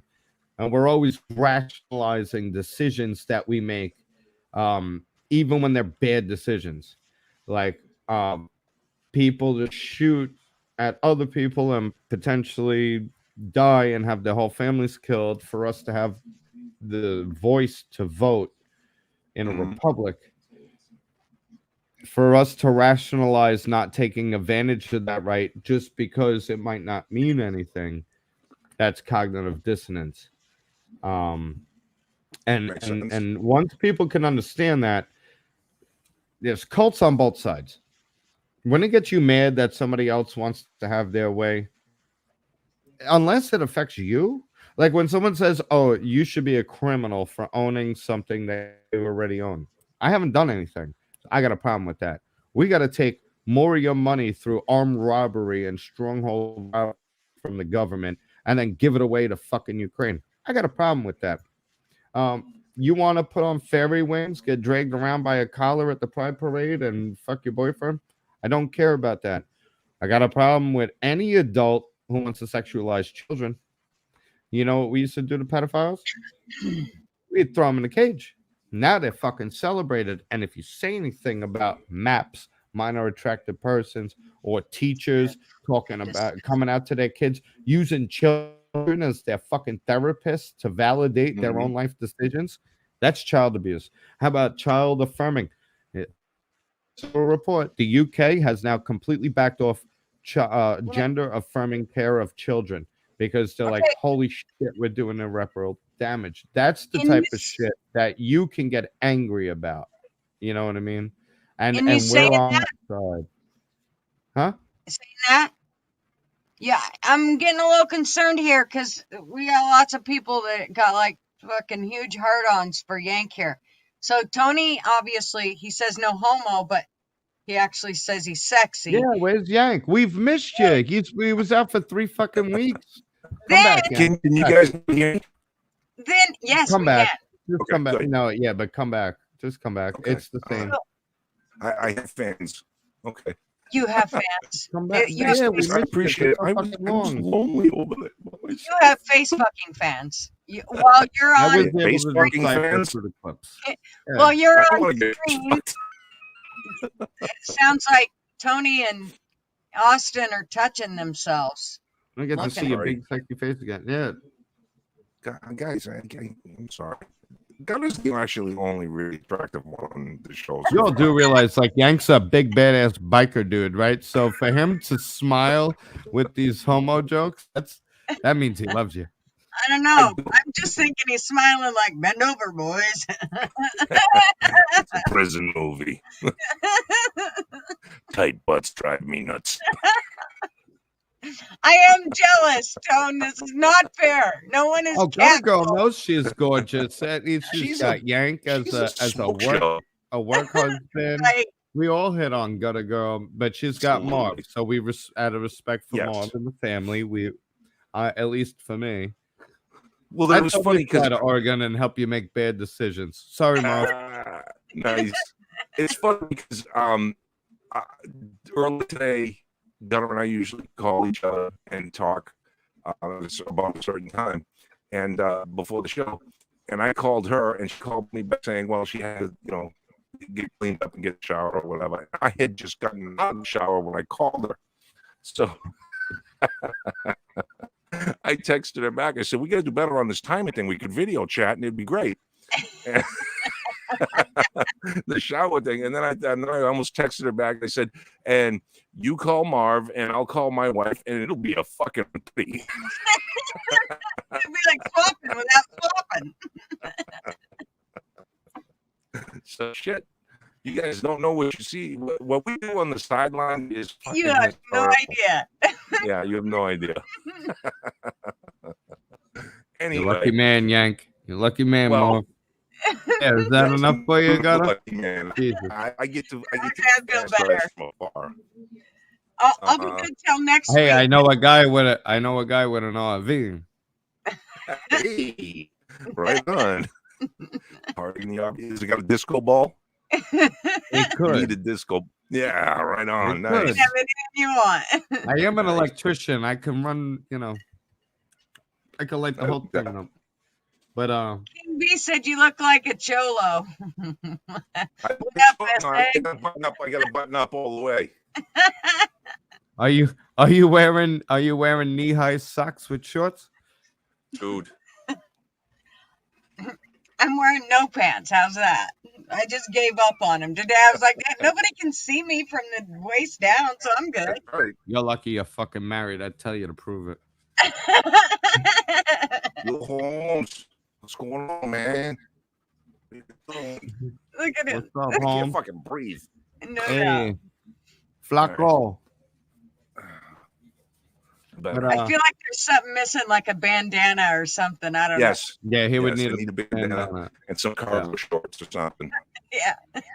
and then the knee-high socks with the shorts. Yep. Oh my god. Making my eyes fucking water. I'm laughing so hard. I know, me too. No, mascara's gonna smear. See, at Okay. least you don't have that worry.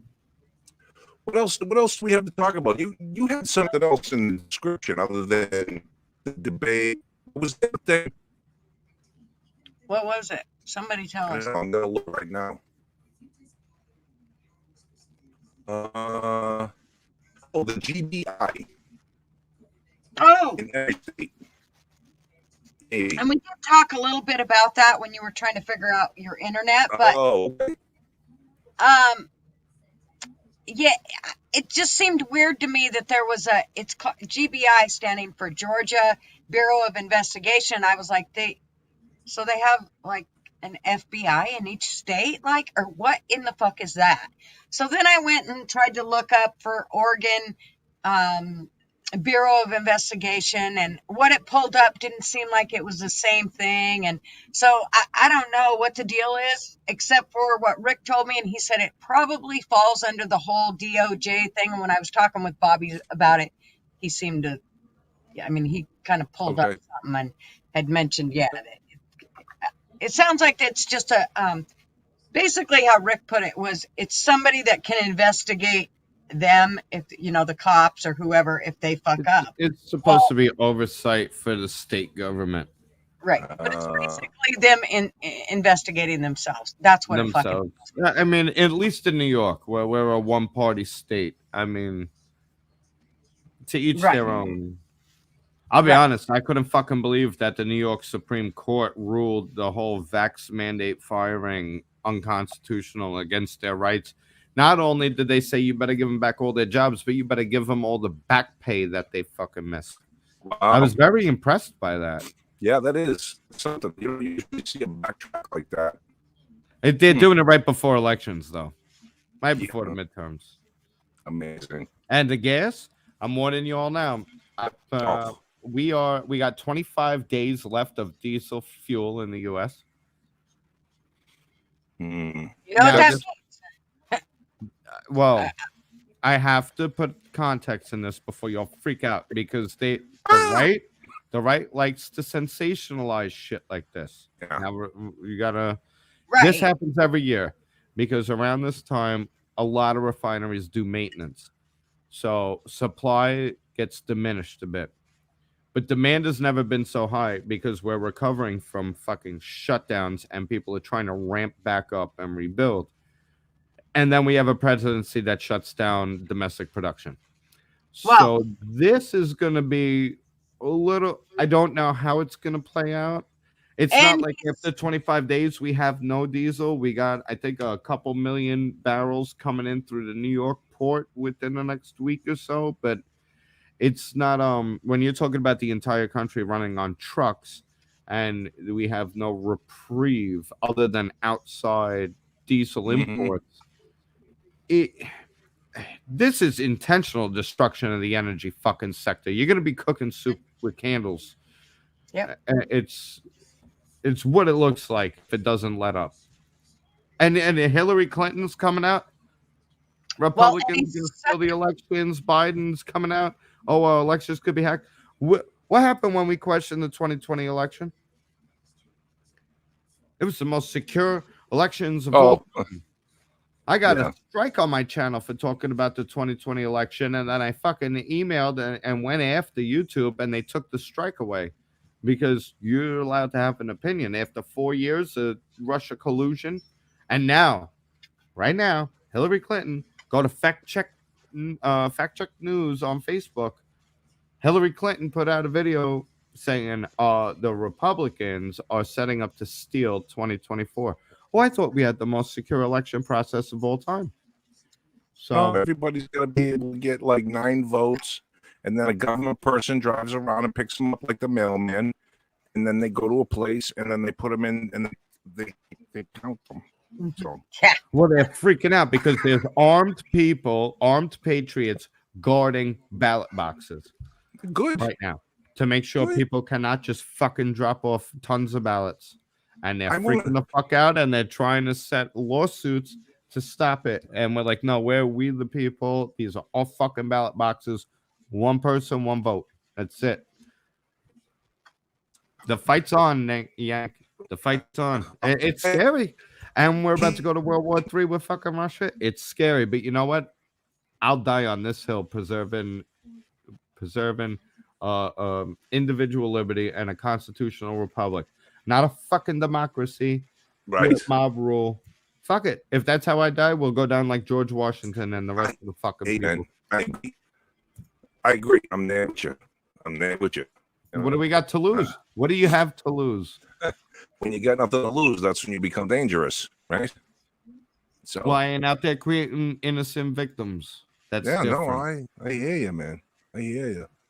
But it's happening. I want you all to keep strong, like Julie. I want you to remember what we're here for, to hang out with the cool kids. What are we here for? What are we here for? Fucking people down. You don't claim to be a news site. We hang out. We are a sublet of Rick's comment section, so we're not driving that poor man crazy. And Yank, you remember what the fuck we're fighting for, and why you want to preserve your individual liberty. And no, you're not alone. And there's all of us. Everybody in the comment section, remember to like, share, subscribe to these wonderful people. You're all always welcome to come up, hit me up. I'll show you around. We'll get together. We'll do a meet and greet, and you always got a place on the compound. All right. Right on. I love you guys. I'm gonna sign off now. Thanks for having me. And you guys close out the show. It's been a while. We missed you, Yank. We missed that beautiful fucking mug. And one day I'm gonna come down to Florida and I'm gonna see you face to face and crash. I'm gonna kiss you right the fucking mouth. It's all right. I'll take it. Right after I will get video of it. Right. We'll put it on Pornhub. We'll make a few bucks. Right. You get your own fans only page going, you boys. There you go. OnlyFans. We're gonna call it Only Hams because you're gonna see me holding a fucking frozen ham. I love you, Bo. I love you, girl. I love everybody in the comment section. Be well. Adios. Love you. Good night. Real quick though, he said, now I am of the opinion, and my opinion is pretty well known at this point. But also, what is not known is, man, tell me when the fucking war begins, man. Right? Like, I've been ready. I know. I've been fucking ready, and I have everything I need. I'm ready. Let me know when it. Yep. Let me know where to be, and that's right. Yeah, that's it. That's all I need to know. The time and the place. Yep. So exactly. That's I guess. I don't want to be the leader. I don't have to lead for this group. I don't want to take control. I don't want to tell anybody else what to do. But if somebody said to me, tomorrow noon, how many people we got? Oh, we got a good amount. Okay, good. Right. Okay, fine. But is what it is. Bluntman said you are potentially not a guy he'd want to spend a prison cell with. Well, probably fine, but the day you pissed him off, you better fucking look out, dude. That's all I gotta say. The day you fucking piss him off, just try to get out of the cell. Quickly. Yeah, it's dicey. Wow, now all of a sudden I'm going to have like this gay undertone thing going on. No, I'm getting a little nervous now. No, your butt's going to start itching. Do they have a pill for that? A cream or something? No, but I'll send you a hairbrush. That's fucking right. It's like a commercial. Shit. Oh God, we are some sick individuals. Oh my gosh, I'd say the fog of the war has no destination or time scale. It's the building of the people, and every day it grows more and more. There are many of us, but push comes to shove. You never know. Loom. I'm not sure that Loom will help with the itchy though.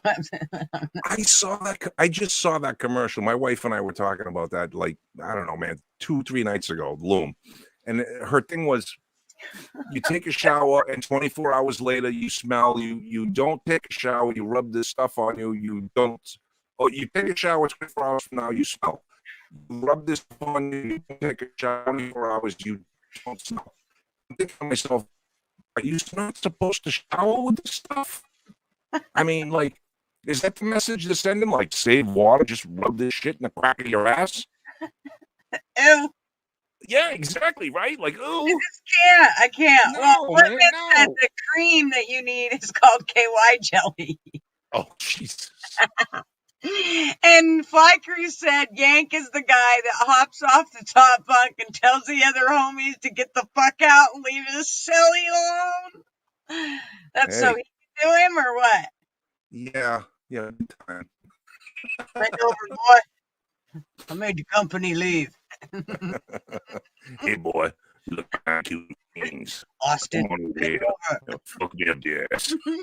Remember Ed Murray when he was doing Mr. T? Hey, boy, You look back at 2 damn jeans.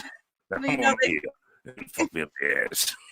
They do say that those men, that shave their heads, they do that so their hair don't get pulled. So you probably should tell your cellmate that, he should leave his hair on so you got something to hang on to. Right. Yes. Like a bike. So Damon thinks I should turn that brilliant rant about the snowman into a YouTube short. I'll see what I can do. I'll try to. Ooh, nice. Yes, the abominable bull. Bumble's boss. Oh my God. This is Nice. what happens. I'm telling you, it's like 20 of your closest friends hanging out at the bar, shooting the shit. That's exactly what we're doing. You want to go where you can belong. You want to know. That's right. You want to go where everybody knows your name. King Gutter's gold hairbrush. Dude, if his butt itches, whatever works. My cellmate's face. After, he's got that 5 o'clock shadow. Right. Oh, this is so bad. So Marvin says, well, honey, I turn it on my pad at work, but I don't listen to it. So I just turn it on so you have an extra person listening in there.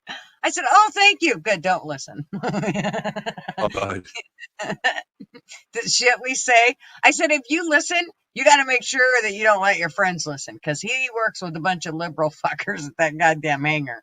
There is no way I would want, no. I mean, I don't care, but I don't want Marvin to have to deal with that shit at work. What does Fly Through say here? That's the... What? Hold on. That's Hold on. Yank gets poked in the eyes and shanked. Sorry, not sorry. Oh, on your piece again? Shank? So is that with or without KY jelly? Right, yeah. Hope you're wearing a condom. I don't want that shit splashing in my eyeballs. Fuck. It's gross. You're gross, dude. We're going to make Fly sick. Fly is sick. He is a very sick man. Very sick young man. Well, I said try going to buy Walmart and buying 6 tubes of KY jelly and not get a funny look. FYI, we used it taking the cat's temperature, but you needed 6 tubes. How much are you using for that cat's butt? And what size is the thermometer, for fuck's sake, boss? 6 tubes? Damn. Damn. Face. You do understand, Wasp, that when you take the temp, you just put it in. There is no... It's just the tip. It's just in, Yes, and then you pull it back out, right? You get that, Wasp? Right. And it's just the tip. It's just far enough in there. You don't have to ram that fucker to China. Put loom on your shit that stinks. Can you imagine? Oh, no. Shit on loom? No. No. Maybe you're right. Maybe you're women. No. Gross. Making jokes. Gross. That's the day Yank gets poked. Okay. You read that. He's already sick. The more you know. Notice we're all sick. I know. We are.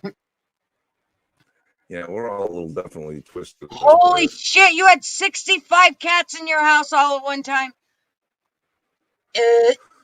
Okay, well, I'm starting to be a bit of a hoarder. Yeah, I'm gonna go out on a limb and say Rick's gonna call you a hoarder if you had 65 cats in your house. Mm-hmm. If you had... Damn. It could not have smelled good. It could not have smelled good unless you went nose blind and you needed loom. Well, you didn't need 65. You didn't need 60 things of KY. You needed 60 things of loom. Put on all those little chewed bubblegum fucking cat holes. I'm sure that loom shit smells like a perfume smell. So that with the smell of cat shit. I hate the smell of cat piss, man. No, it's at the shelter. Okay, Wasp. Fuck. I was gonna say I can't imagine that your husband's still there if you've got that man.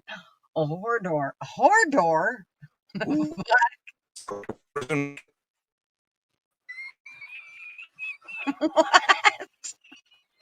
I said, is that like a prison pocket?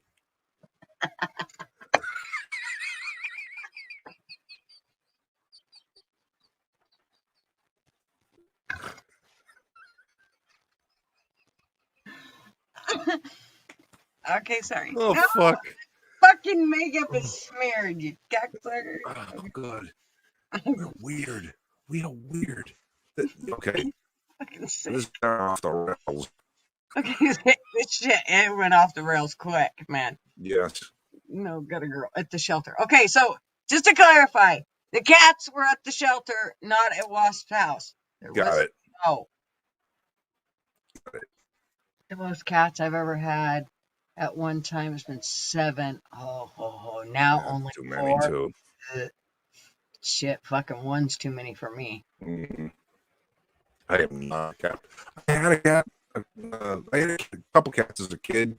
They were cool, but I was a very little kid, so you know they were what they were. And I had one as an adult. And, I liked her. It was cool. A little wild side, a little bit of feral, but she was okay. And then, but after that, no more cats. Okay. The fickleness drives me crazy. Come here, cat.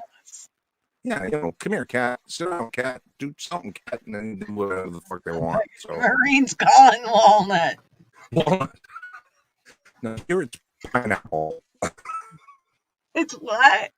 Pineapple. Pineapple. Pineapple. Oh my goodness. That's fun. Okay. God is great. Beer is good, and we are crazy. That is no shit, Nettie. 4 cats, 1 dog, 2 parrots. That's enough. Oh, and the husband. And a partridge in a pear tree. Right over the edge. It's either you get all of those and no husband, or you get the husband and none of those. Mm-hmm. Yeah, you're trying to push all that together. That's not gonna go over very well. Well, not for me. I'm not. It's not that I'm an animal hater. I'm just not the animal lover that all you crazy fucking animal lovers are. All you guys are a bunch of crazy fucks. Yank included. I am a dog lover, but I like them one at a time. Just one. Yeah. I like. Here's the deal. I don't want the responsibility of animals. Here's another deal that you'll know real quick is the smell of dogs. There's something about it that gags me. I hate you. I know. I love the smell of a horse, but You're fucking gross. Horses stink like shit. I love the smell of a horse. Oh my God. The smell of a dog. Smelling? The smell of a dog is just nasty. Oh, I thought you said you didn't like the smell of your husband. I was going to say, well, they're fine. I mean, they're fine till they get old or something, and then husbands probably don't smell very good either. Need a husband to pay the vet bills. I like animals better than humans. Yeah. I mean, I'm generally good for animals. See, to me, Tony, every dog smells like wet dog. Like, I can't. I just hate the smell of, and here's the deal is I don't like, my son and his wife have a cat, and I've never, ever smelled that cat box. Ever. They change it every single day. So the cat does not bother me, except the fucking piece of shit likes to attack me. So I'd like to slit its throat for him. And he's already been warned that if he ever touches my grandbaby, he's going out with the coyotes.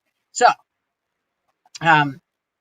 he's never been outside, and Sean doesn't want him outside, but that fucking cat he's a nightmare in the sense of he likes to attack me, but he's great. I saw the video. Yes, he's a mean fucker. So, and it's all because I really believe, in his defense, that he believes I take Sean and Megan away from him because I am the one to go feed him all the time. So and if you are the one to go feed him, he will attack you. But he really hates me because I'm always the one to attack him. And it doesn't matter if the dog's washed. My dog used to smell really good for about the first 2 days. And then it went right back to that same old stinky dog smell. And I got, he was a lost option in his heart. I'll give you something about dogs that does not stink that I love. Puppy breath. I'll agree with you there. Puppy breath is the best. Yeah. It's the fucking best, man. It's little, and then they got puppy breath. They're fucking awesome. Yeah. I mean, dogs can stink, sure. Then again, fucking kids. Yeah. Fucking kids stink. They smell, they drool, they shit themselves. Well, especially if they do things like stuff shit up their nose that then gets an infection, and all of a sudden you're like, I give her a bath every fucking day. Why does she smell like this? And then my sister called me and said, Mom said you're having a problem with Kayla stinking after you give her a bath. What the hell? I was like, yeah, I give her a bath and she stinks. She said, check her nose. She said, I bet she's got something stuck up there. So I couldn't see anything, but I kept thinking, yeah, it's around this area. So she went swimming with Marvin down at the swimming pool, which we lived in an apartment complex, and they came back and they were eating dinner, and she was sitting at the fucking dinner table and she sneezed about 20 times. And on the 20th time, this green please fucking toilet paper, nasty shit came out of her pineapple. Pineapple.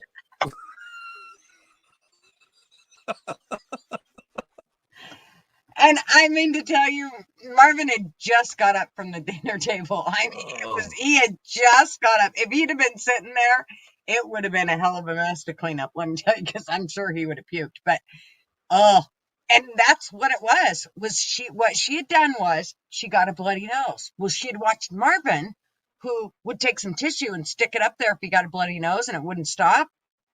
Well, she tried that. Well, she never took the tissue paper out. Oh my God. She was only like 2.5, 3 or something. Oh my. Wow. Yeah. Yeah, she's like almost like toxic shock. Gross. Yeah. My nephew did it. He did it with he did it twice. The first time he did it with a bean, and the second time he did it with a penny. And my sister Leslie, she knew. She was like, you little shit. She knew he did it. The second time, as soon as she smelt it, it smelled like something sour. That's all I can. No. No. Let's not talk about it no more. In detailed descriptions, let's just say something happened and it smelled. It smelled like, because you know what it reminds me of? Did you watch that show, Dr. Pimple Popper? I'm going to piss my pants if you don't shut up. Did you ever watch that show, Dr. Pimple Popper? Yes. Okay. Every time she pops someone's fucking thing, she goes, it's like food, some kind of food. It's like potatoes or oatmeal or something. She's got this thing about describing what comes out of her sister's stuff as food. It's fucking gross. It freaks me out. Stop. Sorry. That's okay. That's okay. I never put anything up my nose as a kid. I never put anything in my ear. I never did anything weird like that. I don't know. Yeah, my boys never did, but my nephew did and my daughter did. I don't know what it was, but no. Where'd you go?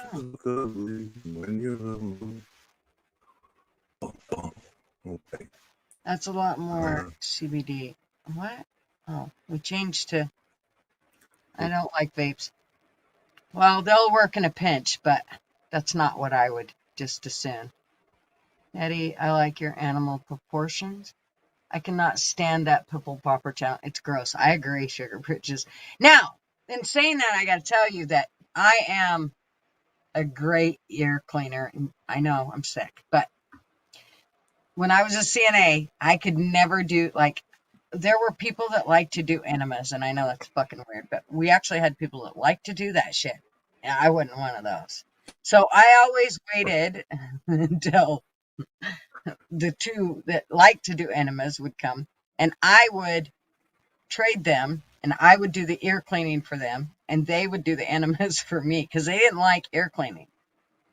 But dude, I never seen something so cool in all my life than the nurse that had trained me how to clean ears really, really good. She come running down the hallway, and she had this fucking piece of wax that was probably this tall on this ear cleaning tool. And she'd just come out of the elevator, and she's like, "Oh my God, Julie, look what I got. Oh my God, it's like the biggest I've ever had." And I shit you not. Anybody who's ever watched Shrek and you've watched him grab the earwax out of his ear and slam it on the table and light it for his candle, that's exactly what that fucker looked like. And it literally looped around like it was a cone, and then it looped around. It was the coolest shit ever. I was so pissed that she got it and I didn't.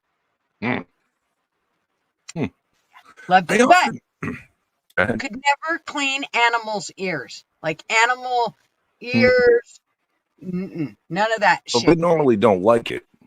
I can't. I'll puke. Literally. Oh. I will fucking puke. But I can do a person's. No problem. Good. My name is Sherry. She's leaving. Good night, guys. Sherry's leaving? So, yeah, good night, hon. Sleep well. Fine. I didn't even see where she said bye. See you, Sherry. Well, I didn't click it. I saw it. You saw it? I saw it. I hope you didn't saw it. Was it me? Did you Who saw the hell was it? it? Wait a minute.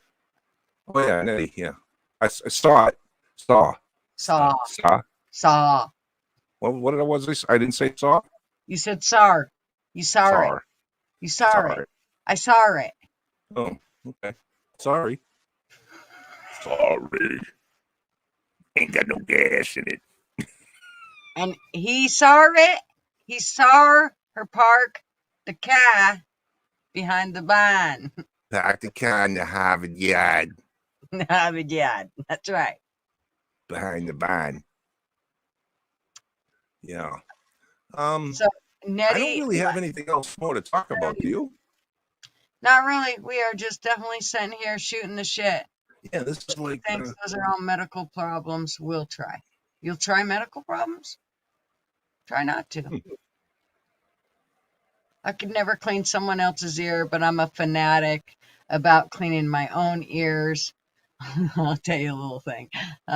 Just a minute. Leah Sugar just said, I busted my left eardrum with the Q-tip when I was 21 years old. Well, first of all, don't use fucking Q-tip because all you're doing is pushing that shit back there. That's bullshit. Yes, that's bullshit. You push that shit back in there. Yes, you do. As soon as you put that fucker in there, it pushes it back in there. What you use is a bobby pin, and it is the best invention ever, and it works superbly. So, in saying that, one day, a little kid that lived next door,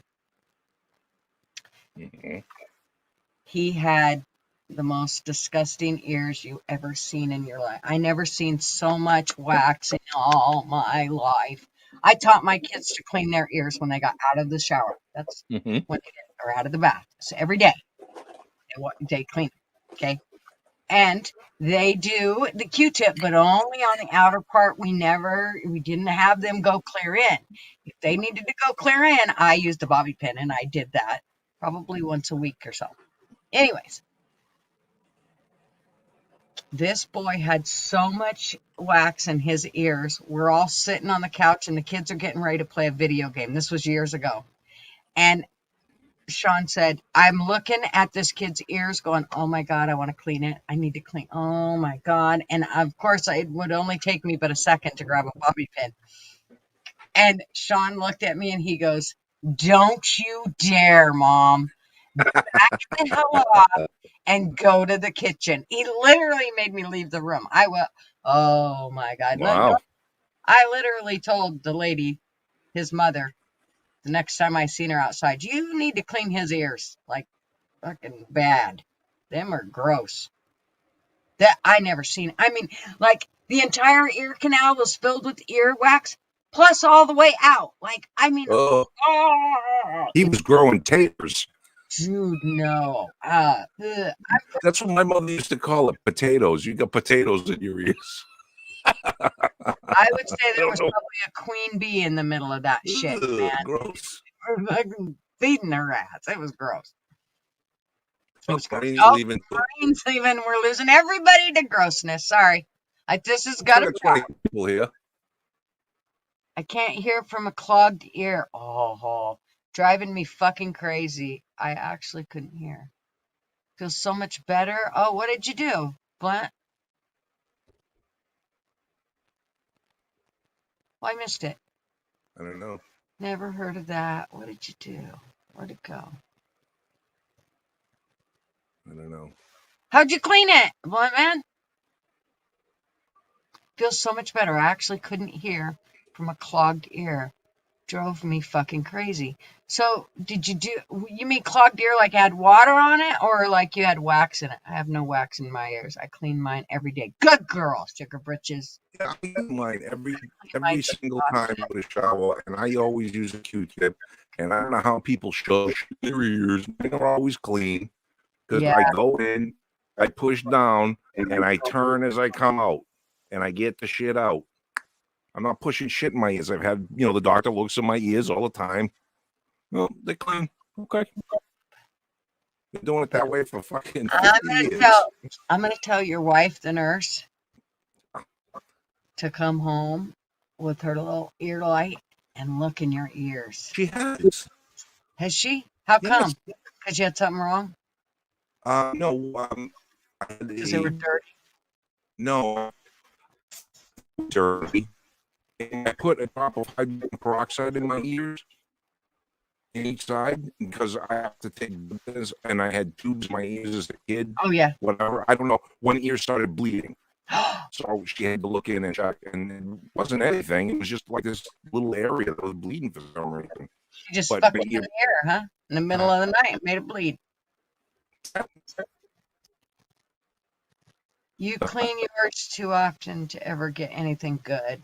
It's kind of disappointing. I know. Oh, you know what I did? So Marvin, he has one ear that gets like, I don't know what he did. I think it's like a combination of he bumped it and it bled or something. And then he also, because he works around fucking greasy shit and airplanes and all that stuff, I think he got stuff down in it. And so, of course, I can't leave nothing like that alone. So I went and I couldn't get to it. He'd be like, oh, no, it hurts, stop, and the big pussy. So I couldn't get to it. But it was like a huge piece down in there, and I could fucking see it. I could see hair on it and everything. I'm like, oh, my God, I want to get at that. Well, I couldn't forever. So finally, I got online, and my aunt had told me years ago about those wax things that you light them and you stick them in there. Oh, yeah. Okay, well, to me, I got to tell you that I really thought all it did was got hot wax down in the ear. That's kind of what it reminded me of. But here's what happened. When it did that, I think it did get wax down in there, warm wax, and it got that other wax, his earwax, hot enough that I could pull it out of there. Oh my God. The piece I got out of there, he said, oh my God, for 3 years, I thought you'd been lying to me and just wanted to dig in my ears and hurt me. I'm like, no, I told you that fucker was in there. It was huge. I mean, like, huge piece. Yeah. He said, holy shit, I can hear. I said, yeah, isn't that amazing? So the heating does work because I made a homemade steam shower in my master bedroom. And I sat in there so long in the heat where I could feel my ear was dripping. And it wasn't like overly wax or anything, it wasn't like a plug fell out or anything, but I had it loosened up everything that was in my ear, and it cleaned up. The thing that I really hate now, though, to get off the wax thing for a second, is I've reached the age where I'm getting hair in my ears and on my ears, and it drives me fucking crazy. I'll feel the slightest little breeze. You know what I mean? And this hair's doing this shit in my ear, and I'll be like, I'll get the tweezers out. I'll be sitting there trying to pull stuff out of my ear, and the wife will be looking at me like, "What the fuck are you doing?" I'm like, I got a hair.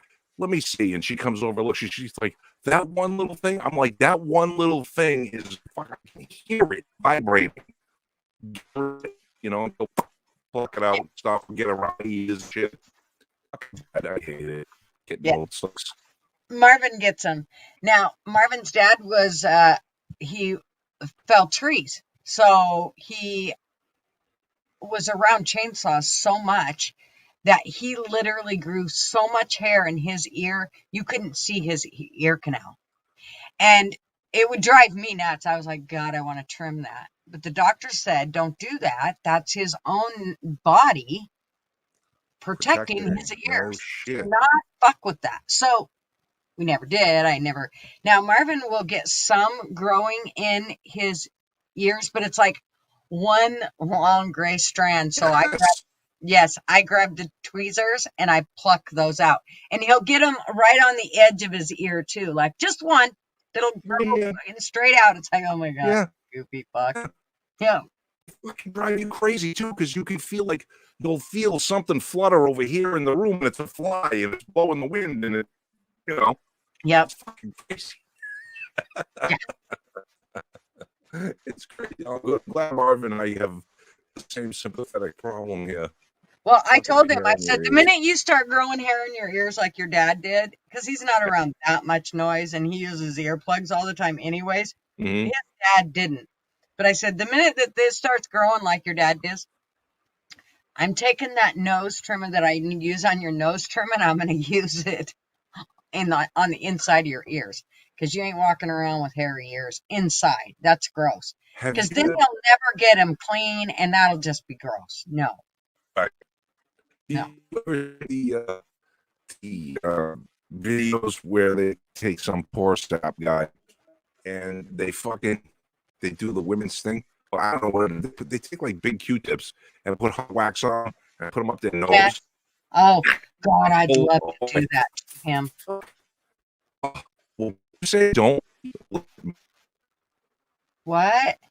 Did you say don't let me do that to him? Oh, I want to. I fucking so want to. Dude, yeah. We just take care of both of them. Oh. Fuckers right out. Because that's the other thing that bugs the shit out of me, is us getting ready to go someplace. And if I don't do a once over on him, we'll get halfway down the road and I'm like, dude, could you have fucking used your nose trimmers? At least trim the shit out of there. I mean, come on. Oh, that's too funny. Fucking irritates the shit out of me. Yeah. Every now and then I'll get one. I told him, I said, I'm going to fucking start putting it in the car. That way you can't get out of it. I don't care. We're driving down the road. I'll shove that fucker right up your nostril. Too fun. Oh my God. Yeah. Unbelievable. Oh. All right. All right. Fucking... No, we got 18 still holding out with us, which is awesome. Bobby laughed and I wanted to say goodbye, Bobby. Good night, Bob. And yes, I will try to be there for your live. I do try to catch them. Sometimes I miss them. It pisses me off, but I do try to catch them. Yank. They have those shaver things that are about the size of a pin that you can shave your ears and your nose hairs. Yeah, I use that same one. That's the one I use. But I haven't had to put it in Marvin's ear, but I know he's just waiting because the day's going to come. That Tony seems to think that if I was in prison, he would start to grow hair around my bunghole, trying to protect himself. Listen, Tony, if I was in prison, let me tell you something. I'm not the catcher. Okay? Let's just put it that way. I'm sorry, pal. So Yank is saying, no, I just want to clarify that Yank's saying he's going to fuck some dude up the ass. Listen, hey, no. This is how it works. You get approached. How are you going to deal with this situation? My thing is, I'm going on the offense. Okay, I'm not going defense to curling up into a little ball and letting somebody come at me with a thing. Okay, but the fact that you've thought this over scares the fuck out of me, okay? Yeah, well, hey, when you're a dude and you may have to look at prison time, which I have had to do a couple times in my life, you think about this. You have to weigh out situations, and what are you going to do? So to that whole hair around the butt thing and saving you, I had an aunt that had an uncle, and I'm not mentioning any names, but she told me that when I got married, that there's lots of things that I will have to do to my husband to keep the maintenance going that I was really going to hate. And she said, you just wait until he gets dingle balls on his ass from the toilet paper. And I said, okay, well, so what do you think I'm going to do? And she said, you got to shave it. And I said, I ain't fucking shaving his crack of his ass. I don't care. He can fucking have a full-blown truckload of fucking toilet paper there. I'm not shaving his ass.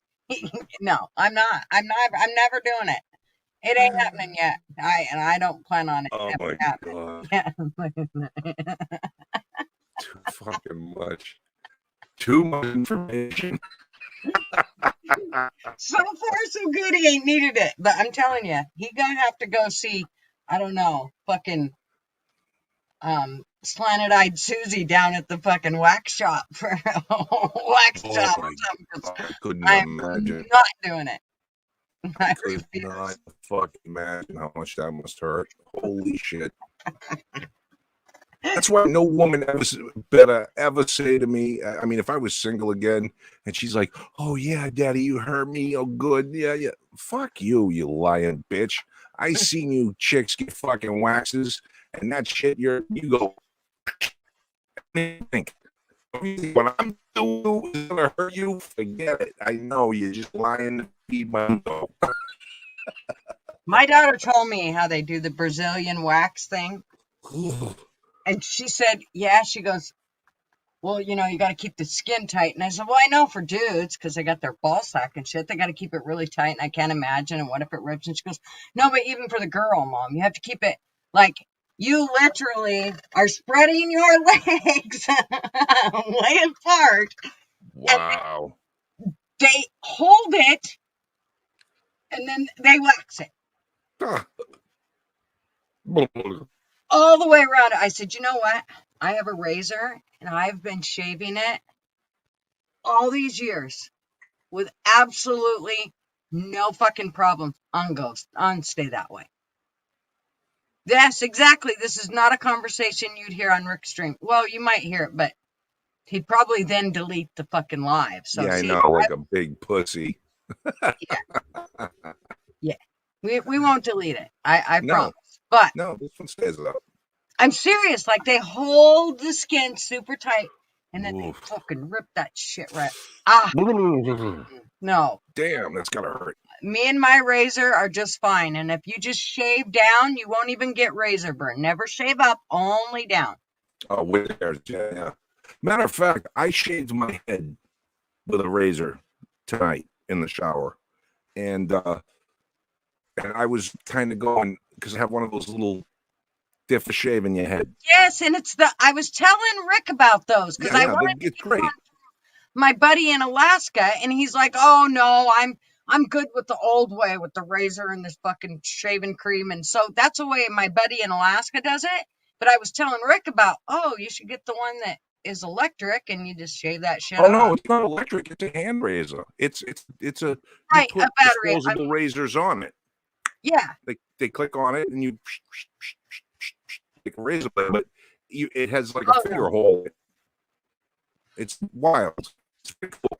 Anyway, have you seen the one that it's like an electric razor? Like the 3 heads, and they use it, but this one's for your head. I have seen that. Yes. Yeah, those look super cool. Yeah. The only thing I've had electric razors and I've used them on my head and stuff. The only thing with that is you got to buy blades a lot because they will, like, you know, I mean, even regular razors that ladies use or men's use on their face, you got to change the blades on them, you know, because they go down. Same thing with the electric. You got to change the blades on them, and they're not cheap, you know. What do you have for that? Who's that? Fun. Fly Crew said you lost me for a minute. I had no internet while I was using the Wi-Fi endoscope to examine my ear holes. Good boy. Y'all remember this when we all do our meet and greet. You better have your fucking ears clean or I'll be out there with my freaking bobby pin. I'm a beast with a razor, you bet your sweet ass. I look. Not much. What? Nothing. Say it. Okay. It's just me and you, right? No one else is going to hear it. Yeah. Nobody. Yeah, they won't. Okay. So when I was like 22, I met this really super hot chick. And this was when I was working at the Looney factory, at the Looney bin, the locked unit. She was a patient, but she was smoking hot. And we started dating. She had her meds on her meds and stuff. And she came back and she's like, I just went and had my whole body waxed. And she's like, come play with me. So I did. And I gotta say, it was pretty fun. She had no like hair anywhere except for head and face, you know, eyebrows. So she said to me, God damn it, it's cutting out. I'm sorry. Then she said to me one day, she said, you're hairy. I said, yeah, I'm a guy. And she said, well, I want to see what you'd be like naked, no hair. I'm like, well, I'm not going to get fucking waxed. And she said, no, I'll take care of it. I got clippers and some razor blades. So she spent the next 3 hours, like, shaving me down like a monkey. It was fucking unbelievable. She got everywhere. Right? And like, wow, this is kind of wild, right? So I had a good time. And then the shit started growing back. And I got to tell you, it was the most itchy, uncomfortable thing I'd ever done in my life. And I regret it.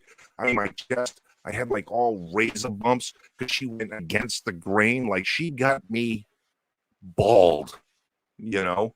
And it was awful for like 2 weeks. That shit was just painfully. But you have to shave again. If you'd have just shaved again, it wouldn't have. You wouldn't have. You just have to keep, doing the vicious cycle. No, never again. No. I mean, I don't mind weed whacking a little bit. That's fine. You know what I mean? Bust out the old weed, cut it down, dude, manageable length. But no, shave bald, never again. I found hernias not on me, but I found hernias on Martin from shave. Yeah. Literally, he had a hernia. I mean, he was so pissed. He's like, you ain't never fucking shaving me again. I can imagine. Yeah. I mean, it's a vulnerable feeling. I can tell you to have somebody else do things to you like that. It's like, are you sure you're good at this? Oh, hell. I don't really give him a whole lot of choice. Do you really think I do? It's like, fucking lay down. Hold still. Wearing like leather or whatever, ball in his mouth, Nice. Good girl. Nice, Marv. Respect to you. Oh my God. I like the beaver felt on my hats. High quality. I like the beaver felt on my hats. High quality. Nice. I don't have no beaver felts for no hats. Sorry. Fresh out here. Fresh out of the felt.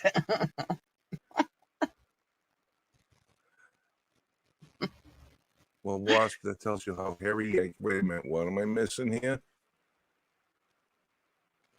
Damn, what? And Wasp.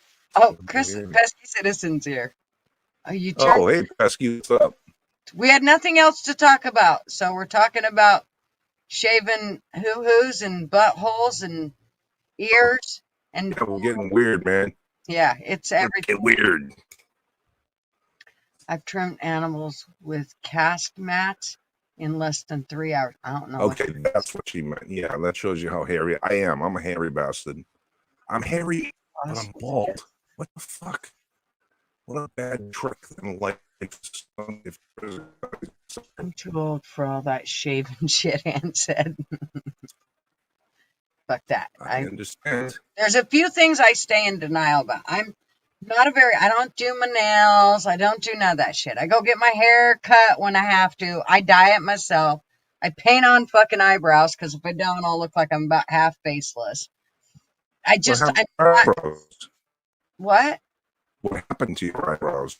Well, you remember back in the 80s when we plucked those fuckers to nothing?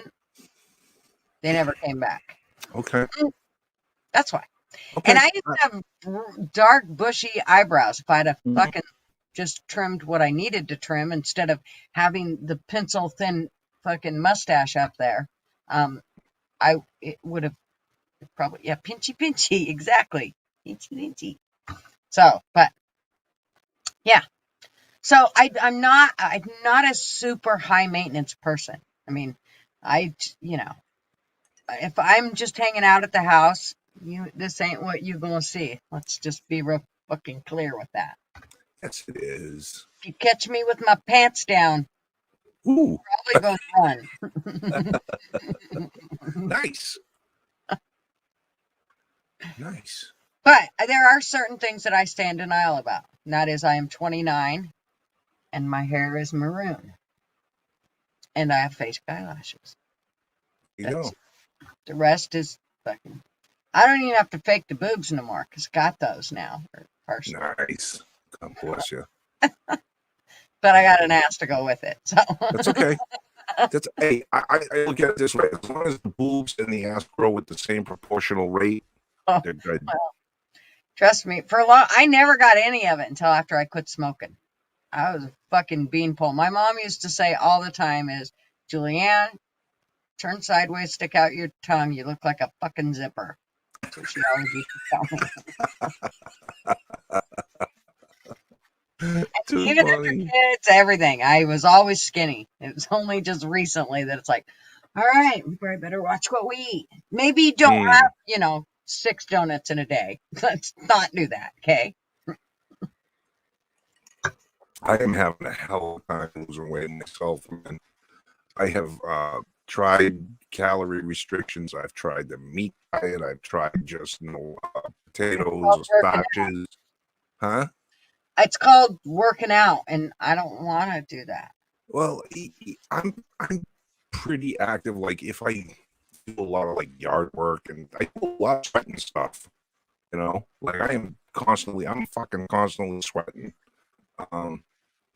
And I just cannot seem to get rid of the weight, man. I hit mid-50s and it just fucking lives now. It like mold. It grew. Fucking how to get rid of it. Marvin didn't have fucking gray hairs till just recently, and then he started getting these gray hair. He's like, "Fucking dude, I seen this gray hair I had back here." I'm like, "Fuck off!" He's almost 9 years older than I am. And he's looking at me going, I'm putting a fucking gray hair. I'm like, suck, get out of my face. Well, why don't you try getting up your ass, Yank? Try that on. Whoa! Look. Oh, fly. Yeah. Okay. First of all, not that it's any of your business, man. I got one functional leg that works semi good, so I can't really get up off my ass too much. But I do a lot of things that I probably shouldn't be doing just because I can get up off my ass to do them. So, to say something like that is, I don't know. I get it. You don't know me, so it's not a problem. He said, "Just kidding, Kurt. Kidding." I know. He's into being in shape, and that's cool at his age. I was too. I was trying to when you guys suggested for me to lose my video so that I could come in clearer. I was trying to pull a picture from my computer of when I was 20 years old. And if I showed you a picture of when I was 20 years old, you guys would shit, because I was in good fucking shape. I was in good fucking shape. And I'm not anymore, you know, because I'm an old guy. It happened. Gonna happen to you too, Fly. Yep. Well, she You know? said she's too broken to work out. Well, I got to tell you that since I quit fucking hiking, I can definitely, and not doing all the walking that I used to do, I can definitely tell the difference. Fucking YouTube is not being my friend. Let me put it that way. YouTube isn't being your friend? Yeah, because I spend way more time on this than if you know what I mean? Like when I have free moments, instead of doing other shit, which I used to do, I'm now fucking finding YouTube or whatever, or, you know, plus I've had other shit going on. I've had, you know, it's moving in and out and you name it. So we've definitely been, but it's just an excuse. If I really wanted to, I could have been out there doing it. No, I'm not a worker-outer. I am not the person that you go, let's go to the gym together. Fuck off. For what? What are we going to the gym for? There's no reason for me to go there. Why? Do they have a tanning bed I could get in and lay down and take a nap? That's about all I'm going to do there. I used to love to go to the gym, man. I used to love it. And I used to try to, even my friends that worked out that went to the gym was always not. That was, hey, man, I'm picking up at like 5 o'clock a.m. 4. You know what I mean? And we'll go hit the gym. And they'd be like, no, man, no, I know it's too much. I don't know. What the fuck? Let's go work out and get it out of the way, you know, because I don't want to be there all goddamn day. I want to go work out and get the fuck out. So, but yeah, I like the gym. I just can't find anybody that likes the gym as much as I like the gym when I get to the gym. Blunt Man graduated in 2010. What? Blunt Man, I fucking hate you. 11 years ago, dude. He goes, I like how half the people here are 80s when I'm graduated in 2010. Holy fuck. Wow. Yeah, let's see. Damon said 86. Wass said 92. I'm 87. No, you can't be at 29. Well, I'm 29, but you stayed back a lot or got through there early. I don't know. How does that fucking work? Wow. I eat too much. That's a problem. And I also don't have physical work for work now, pro and con. Yeah. You don't have to physically work for work now. Yeah. Yeah, I mean, it can be a good thing and it can be a bad thing. I remember when I took on manager positions and when I became an administrator, it was like, this kind of sucked. I don't want to sit here and do paperwork. Can I go give somebody a shower? Because I feel like I'm sitting here and doing nothing but So I literally would have to find myself other things to do and literally take on jobs that were actually somebody else's. Holy shit, your 2016 fly crew. Fuck. Oh my God. Fucking babies. Well, you know what? Here's the thing. I always hated when I was a younger man and I'd be around older people. Tony was nice. I always hung out with older people, but they would always refer to me as a kid or as this. I've always been the baby. Always. I always was too in my circle. Because I always hung out with younger, but it always drove me crazy because it's like, when do I get my respect? I want my respect. God damn it. You know what I mean? And now people call me sir. It's like, fuck. Yeah. I know that it's respectful, the whole ma'am thing, but fuck, it irritates the shit out of me. Crickets when G.G. read that. When I read which part? I don't know. It must have been like a fly crow. Oh. Stuck his foot in his mouth. And that sounds cool. Time graduate. I love the 70s. I don't think she graduated in the 70s. She was. Oh, you graduated in 1974, right? Oh, who did? And she graduated. Marvin graduated in 81. Wow. Okay. And 91 was my birth year. Yeah, that was my middle son is 91. Wow, man. Isn't it weird sometimes? I'm old enough to be your father. No, Well, you're my grandfather. what's weird is how many times I'm actually buds with people that are my kids' age. Yeah. That is fucking strange to me.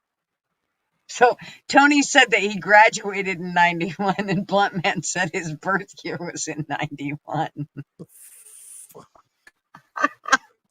Wow. But I love it because this is what I said before, Yank, about Yes. making sure that we have that younger generation that really knows what the fuck is going on. I mean, we already know the left side will shove the shit down their throat. So they need to know all of it. And so for us to have some of these young people here, I think it's like that's a huge piece, because it doesn't matter that we're only, we sit here and shoot the shit. There's a lot of information that gets rolled out. Yes, I agree. Yeah, and I'm glad we have the younger people in here too. Yeah. It's very cool. Yeah. Shit. I'm blown away. There are people that don't know what it's like 80s or 70s. Shit, I grew up in both the 70s and the 80s. Yeah. I mean, I was an adult by the time the 80s were over. Yeah. Shit. No, birth year was in 91. Oh, I fucked up on reading the comments. I see. So yours and you guys are the same age. You and Bluntman. Cool. You're the same age as my son. Huh. Cool. So weird.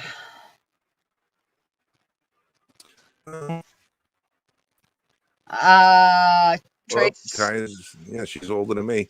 Yep. Okay. But you look better than I do. So, you got that going for you. I'm 29. Again. Yeah, right. Again. See, the other day my granddaughter said, Grandma, you might need to change that age if you really want him to believe it. I said, thanks. Thanks. You're disinherited. See, that's what happens is when you're very blunt with your kids and grandkids, they tend to be right blunt back to you. So fucking better be ready. Yeah. Oh, shit. Oh no, crickets when you read that. Bluntman graduated in 2010. Oh, I see. Oh, 80s was the Reagan Revolution. I don't know, but it was definitely a better time to grow up than it is now. That's for sure. It was really an interesting time, man. Thank you, Wasp. The 80s, a lot of people. I really think that was one of the better decades, and it's not because it's something that I lived through. Even, excuse me, I'm old, so it's past my bedtime. The 80s, even though, like I said, because I lived through it objectively, it was a pretty good time to come of age, let's say, to explore the world, to get out there and feel your oats, be old enough to be sort of separated from your parents about that time. I had a good time in the 80s, although they were also fraught with a lot of danger. There was the whole crack thing that was going on at the time. There was the change from used to be able to hitchhike to all of a sudden you shouldn't. I hitched, and I met some pretty weird fucking people hitchhiking. There was the whole consciousness was sort of changing. We were starting to become a full country, much not the fucking exploding bale of bullshit that we are now, but we were getting there. Things were changing. We still had the fear of nuclear war with Russia at the time. They were the Soviet Union. They weren't Russia. I don't know, but it was all in all, it was a good time. I think the music was good. I think the people had a decent vibe about them. And we had optimism for the future. Yeah, Damon said the 80s was all about hope in the future. We should have flying cars now. That's right. And what Yes. flying cars by now? Yeah. Yeah. I mean, shit, I've been waiting for that my whole fucking life. Music. I want my jetpack, god damn it. Mm-hmm. Yeah, I don't think you could have got better music either. No. Fuck it. It's only gotten worse as far as I'm concerned. And I'm sorry, I'm gonna say it right here and now. If you say something about country, I'll whoop your ass. No. Okay. I'm gonna say that the death of fucking music was Aerosmith and Run DMC. And that was where it ended. Because all of a sudden from there on out, it was hip hop. And I can't stand hip hop. I've tried my best. That's like when Bobby was talking earlier, and maybe that's a generational thing too, because he's quite a bit younger than we are. Mm-hmm. When he was saying Tupac and Biggie and stuff, and I'm like, who? What? I didn't listen to that at all. Never. Not at all. It was like, I don't want to hear it. Yeah. And I am not saying that from a racial point of view. I am strictly saying that from a musical point of view. There was this thing where you weren't making music, you were stealing other people's music. Mm-hmm. That's what the grub was for me. I used to like to listen to somebody who could play guitar and other instruments and sing. I didn't understand. I mean, it's cool, but music? No, it is music. I'm sorry, it's not music. My granddaughter was listening to Nirvana the other day. I'm like, what the hell are you listening to? And she's like, Nirvana. I'm like, oh, Hayden. Yeah, let's come on. Guy. Fuck. Let's find. I mean, I liked Pearl Jam. I liked Temple of the Dog. At least it wasn't rap. It was. It wasn't rap. I can deal with grunge to a certain extent. At least it wasn't rap. But it's funny looking back now at my age, I totally get why my father would give me the hairy eyeball every time I was like, Pop, you're gonna listen to Twisted Sister or Motley Crue or fucking whatever. And he would look at the people in the band, right, and be like, what the fuck? Bobby said he's been doing karaoke and he's doing Frank Sinatra. Nice. Now see, the older I get, the more old my music tastes get. Isn't that weird? Like I like older music the older I get. It's weird. So good. Okay. Bobby said he's got one on Facebook. Let's go check. Let's go check him out. Let's see. Yeah.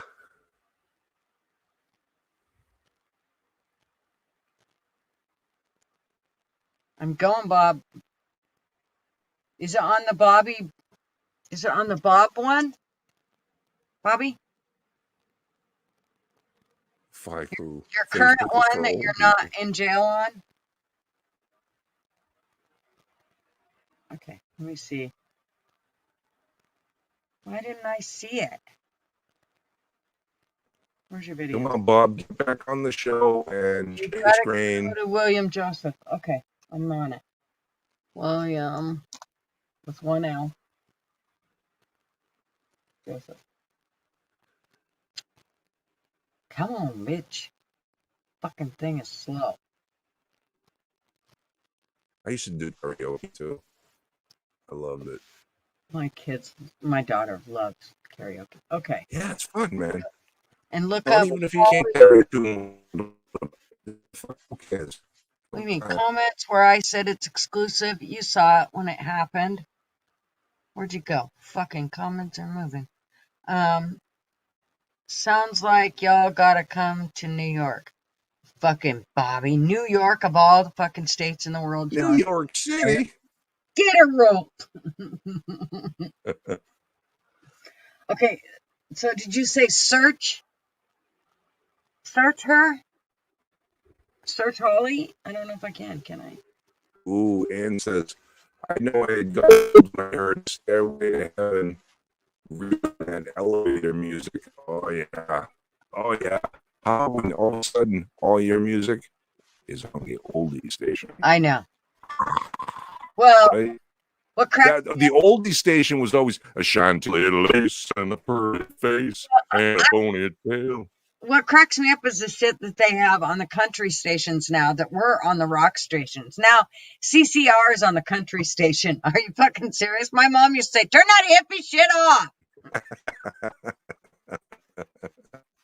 Too funny. CCR. I love CCR. Fuck, I listen to them all day today because somebody brought up, I don't know, one of the songs. Oh, Stuck in a Low Die. Yeah, Stuck in a Low Die again. That's which is Stuck in Lodi, California is what the song's about. Okay, which one is it, Bob? Is it the 12-second one? The 9-second one? Do we only get to hear you sing for 12 fucking seconds? Which one is it, Bob? Have you ever seen the rain? Turn that hippie shit up. Yes, I was into Metallica. Shit, back when they had the Kill 'Em All album out. I hated all who the hell they were. Fuck me. What? I can't get through it. Fuck, that was loud. What was that? That was somebody singing. Who was that, Bob? One of Bob's friends, but it's not. Oh. Okay, let me go to a different one. Jesus. Okay, Bobby elections. What'd that say?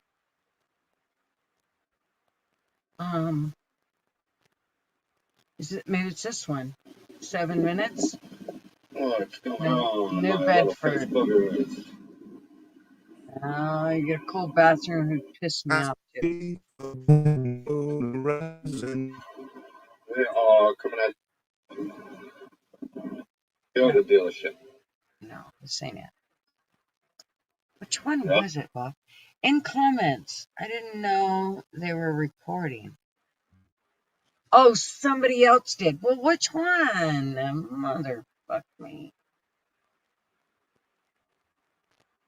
There's a lot of posts, Bob. Yeah, he's a posting fool. She says back in the day, he saw all the great blues guys live. Nice. I was a big blues fan. I love the blues, man. I used to go to this place in Newburyport, Massachusetts. Man, it was called the Grog.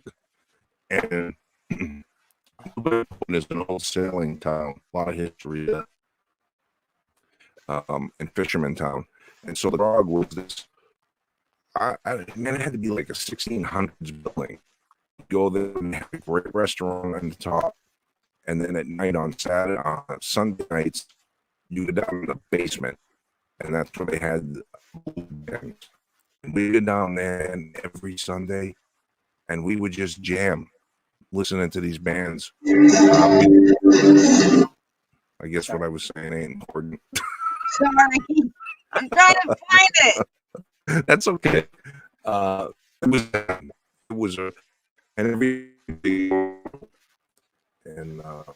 was always a pleasure to see them. Yeah, man, I'm a blues fan. Ever hear Blue Cheer? Why does it have to be so fucking loud? I'm wearing headphones. Sorry. I'm growing ear hair. Okay. Bobby, good night, y'all. I got a phone call to make. Good luck. Plug your ears. Well, we wanted to hear it, you cocksucker. You bring it up. Fuck. All right. So you were singing, New York, New York. It's my kind of town. I don't know which one it is, Bob. If I could find it. Oh wait, here's one. There's you, swinging on.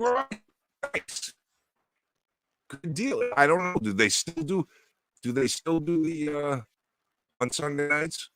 Who? The blues. Is it? What are you talking about? Damon B. He says, I know the Grog, Yank. Been there. So the Grog restaurant in Newburyport, Massachusetts. I see. Used to be my regular hangout. God, the chicks. If you, Why is it all Christ? fucking loud? Oh, This one. if you could dance, if you were a guy and you could dance to the blues, you had women dropping panties. I'm just gonna say it. Like I could go to that They don't. place. They just grind. It ain't dancing to the blues. Oh, I know, but it is. There is dancing, but it's grinding. It's grinding, and they all left snail trails all over my leg. Well, I hope you watch them pants. No, I just rub it on the next one. Ew. Ew. Ew. I'm a gag. Okay. Why? They were classy chicks. All right. No comments there. I don't know where it is, Bob. I tried to find it. Good night, you crazy fuckers. Okay. Well, I tried, but maybe we'll do it on the next. Some other time we'll get Bobby's karaoke. Maybe that's what we should do for a thing. Hey, can we do karaoke sometime? Yeah, but I ain't singing. I was just headbanging. I just was into headbanging. Yeah, we know it was. Fucking still into headbanging. If I could get a time machine, fuck all the real events. I'm going for the music. Woodstock 69, 80 medals, etc. Yeah. Hate chick singers. Yes, Wasp hates chick singers. And I love a lot of the rock chick singers. Heart, one of my faves. Pat Benatar, definitely one of my faves. Pat Benatar, yeah, I remember her. God, yep. I loved her. I don't believe the foot. Hit me with your best shot, bitch. Joan Jett. Joan Jett and the Blackhearts, another favorite. Yeah, he was hot.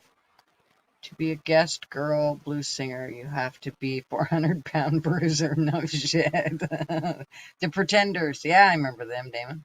Yep. Hardly any very cool female country singers. Yeah. No. I don't know, man. I'd like Faith Hill and Kelly Clarkson, and I don't know, a lot of them newer ones are pretty good. I mean, shit. Was it Dusty Springfield? To me, they all sound the same. A little bit. They do. All the new girls, a lot of I can't tell you the difference between them. Like back in the day, I could tell you the difference between every single singer. I can't. Reba McEntire. Yeah, all those I can tell you the difference. But the newer ones, Kelly Clarkson, all those up to the I can't tell you. Can't tell you. I can't decipher their voices. Lita Ford, Lita. I've noticed the shift in country where they're, I don't know what it is. Maybe they're probably trying to do the diverse thing. I don't know. But I'm seeing a lot of more pop than country. And it's kind of weird, man. I hope we don't lose country. I know. You know, for being country. I like my girlfriend broke up with me and my dog get pick up. Yeah, you know? I want to be able to play the song backwards and get my truck back and my girl back and my dog back. My life gets better. That's right. That's what my cousin Kevin, he was always one thing. Fuck that, I don't want to hear it. He'd only want to listen to ball and shit when some girl, fucking dropped his heart or whatever. And then he'd be like, all right, turn the country on. Yeah. You know, and then I listen to the guy speak his mind, and I can't fucking stand him. I can't stand Tim McGraw. Me either. His politics or anything about him. But me man, either. That song, Live Like You Were Dying, yes, or Please Don't Take the Girl. I know. Holy shit. I know. He makes me mad because I do like his music, but I fucking can't stand him as a person. Right? right? You just want to fucking punch him. You fucking big sissy. Yep. He fucking pisses me off. Unbelievable, yeah. And he's married to Faith Hill, right? Yeah. Not Faith Hill. Yes. Is it Faith? No, that's the black chick, ain't it? No. Oh, okay. That's Faith. Yeah. Okay. Yeah. I knew Faith the first time I didn't know her, but I met her when we went to Nashville Fan Fair. It was in 94. She was just getting popular. And we got to introduce ourselves to her. And, she didn't have a long line or anything at that point because she was just getting started. So, yeah, that was when Marty Stewart and Travis Tritt and all those guys were all up and coming. And Toby Keith, I seen him with a broken leg, and his driver was in a golf cart with him. I was standing in line, and I was stepped out of line to try to get a picture of him. And as I went to get a picture of him, the fucking golf cart driver about ran over me, and fucking Toby Keith said, "Stop!" And so the driver stops, and he's got huge eyes, and he's like, "Let her get a damn picture." So he's like, "Do you want a picture, darling?" I'm like, "Yes, I do." So, nice. picture. He went on about his business. He said, "Sorry, we got assholes here." And kind of looked over at his driver, and they drove off. I was like, "Dude, I love you." That was pretty cool. Cool. I heard Keith is battling stomach cancer. Sad. Yeah. And I don't know how he's doing. I haven't heard about it. I don't think he's been doing very good. I know he canceled his tour. That sucks. Mm-hmm. Well, one of the most hated bands, and I don't know why, because I kind of like some of their songs, Nickelback. Like, I like some of their songs. And they're supposedly like one of the hatest bands in the world. So those days, if you were an 80s, give us some very nostalgic. Those days, new tune. I don't know the name of the songs. I like that song. Look at this photograph. Yes. Every time I see it makes me laugh. Yeah. Something. Yeah, that was a good tune. So, Wasp brings up a good one, and this is probably one of my favorite songs that Johnny Cash sang, and that was his version of "Hurt." Yes. Yes. It was actually really good. Play a little bit. Oh no, we'll get a fucking strike. I don't care. Fuck it. Well, no, we weren't gonna take down this video for what the hell else were we talking about? I ain't taking it down. We'll just listen to a minute of it. And I do have the copyright strike thing on. What's that? I'm putting the copyright strike shit up. Okay. Okay, just a minute. I hurt myself today. See, it is kind of depressing, though, isn't it? Maybe I shouldn't play it. Mm-hmm. Same vibe with Nickelback. Yeah, I do see what you're saying, Wasp. Good. I don't think get enough credit for it, and then they were 9 game. They were fucking huge for a while. Oh shit. Stapp was the fucking kid's name. Oh shit. They were huge. They were monsters in the 90s. Fuck, I can't remember their names. Who? Oh well. What'd you say though? You said something. His name is the kid. Yeah. Amazing though. That guy's life. I mean, that was a good movie. Did you watch the Johnny Cash movie with fucking what's his name and what's her name? What's his name? What's her name? Joaquin Phoenix and Reese Witherspoon. Yeah. Yeah, that was a good. He definitely lived some life, man. You know. Yep. 50s, 80s, fuck the 60s, fuck the 70s, right?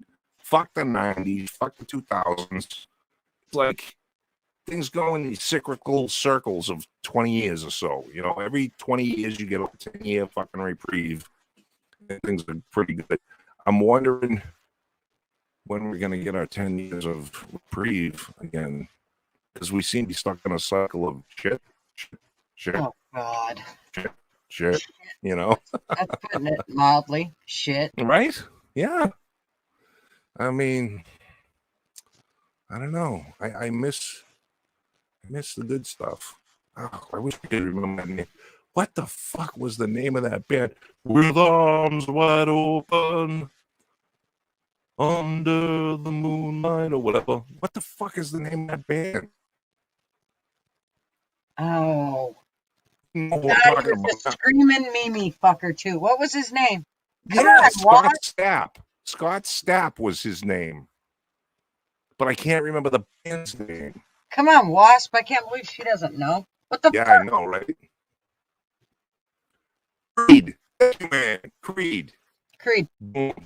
Thank you, Ann. Yes. Shit, mind you, They were I just want to they point were out, very born good in for a little while. 1974, graduated in 1974, Yep. and she knew it. Yep. That's pretty good. Good for her. Tony Sheepdog diarrhea type shit. What's diarrhea type shit? If I could start again a million miles away, I'd find a way. I don't like Creed. Is that really? I'm Who surprised. doesn't like Creed? Wasp. I'm surprised. Oh, well, yeah, I'm kind of surprised too. Oh, Pesky says he was young in 74. Yeah, aren't we all? Yeah, I was young in 74 too. Yeah. I don't think I was thought of yet. Shit. Whoops. I was going to say 29. You know what's funny? I don't know if anybody else has done this shit.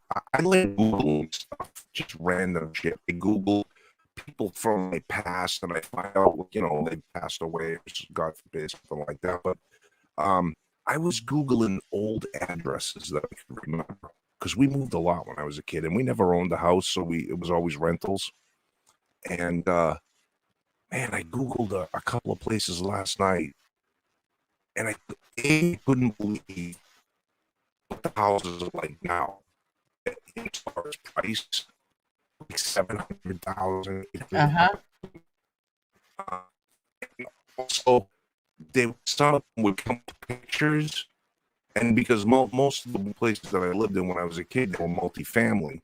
So one part was, whoever owned the house, they rented out. And one of them was the kitchen and the dining area. And I remember as a kid the paneling on the walls, and you could look. It was the kind of paneling that you could look at and see faces. If you used your imagination, you'd see it in the paneling. Yeah. But nothing changed. They didn't change a fucking thing. Yes. Yeah. Exactly. But it's still the same. And I'm like, fuck, that's my memories, right? Like, I remember I touched the windowsill, or I did this and this, I put in that back out and shit. And it was just mind-blowing to me, all the way back to the 70s. I was like, it was cool. I don't know if anybody else does weird reminiscent trips like that down memory lanes if they can. I love to live in the past because my best years were behind. Yeah. I remember. I don't know. One of my favorites. But see, I didn't like heavy metal music. I was way more soft metal and also country, even way back when I was growing up in high school. I mean, we listened to country a lot, but ours was, our whole crew listened to lots of Tom Petty and lots of Bryan Adams and Pat Benatar and all those. I mean, I'm pretty sure I danced on more car hoods than ever on dance floors. Nice. Yeah. See, that was fun too. Like you grew up pretty rural, right? Not big city. We'd get stoned in the parking lot, in the groceries parking lot. Our cars, one car would park this way and the other car would park this way, and we shared the joint back and forth. I'm on Main Street in the town of 600 people. You wouldn't dare do that to this day. Yeah, I know. I mean, yeah, I for a while, my youngest years, until I was seven or so, and then the country, and man, that was the shit. To grow up country is the way everybody should grow up. Every kid should get the fuck out of this house and go play. Don't come back till the sun's fucking come down. That's right. Or you're Get hurt. out of here. I don't care what you guys do. Get the fuck out of here. Go. And you just hit the woods. Yeah. You know what I mean? And you get in touch with some nature and you learn some shit, whether you're blowing frogs up with firecrackers or getting drunk with your friends, whatever you're doing. It doesn't matter. Or smoking Indian fucking grass weed shit that had fucking spongy shit in it and made you sick as hell. Oh my God. Yeah. Yeah. We used to get high time mountain, Christmas tree speed, and red pink hearts. Tony just said my cool meter went up because I said stoned. Dude, have you not watched? Have you missed me? I think you missed me because I'm pretty sure it says it right underneath my name, doesn't it? Like, say something to the effect about it. I mean, I'm pretty sure it does. Probably. Oh, Wasp. Wasp is asking me a question. Yankee, did you ever go to Sneakers at Salisbury Beach? What? It was doorman and butter at Sneakers at Salisbury Beach. So, yes. It was. Yeah. Unbelievable. You're probably right, Blunt Man. You guys were the kind of the last generation to do that shit. Yes. Just meet up with no phones and just go. That's right. Mm-hmm. Yep. You know, people. That's why people today, like they hold on to their phone. I got my neighbor, my elderly neighbor, got mad at me the other day because she wants to have a party for the other elderly couple that's moving away, and I was in my garage working doing stuff, and she called. Some was she trucking all the way over from her house to ask me why I didn't answer my phone and to ask about this party thing. And I looked at her like, I grew up in the time when people would call your house and nothing would fucking happen when they called because you weren't home and there was no answer machine. Yeah. You just call. Yep. You know what I mean? But I also remember that when we didn't call, we just show up and people were home and you visited. And if they weren't home, you sat on the porch because they'd be home within 20 minutes. They weren't going to be gone that long.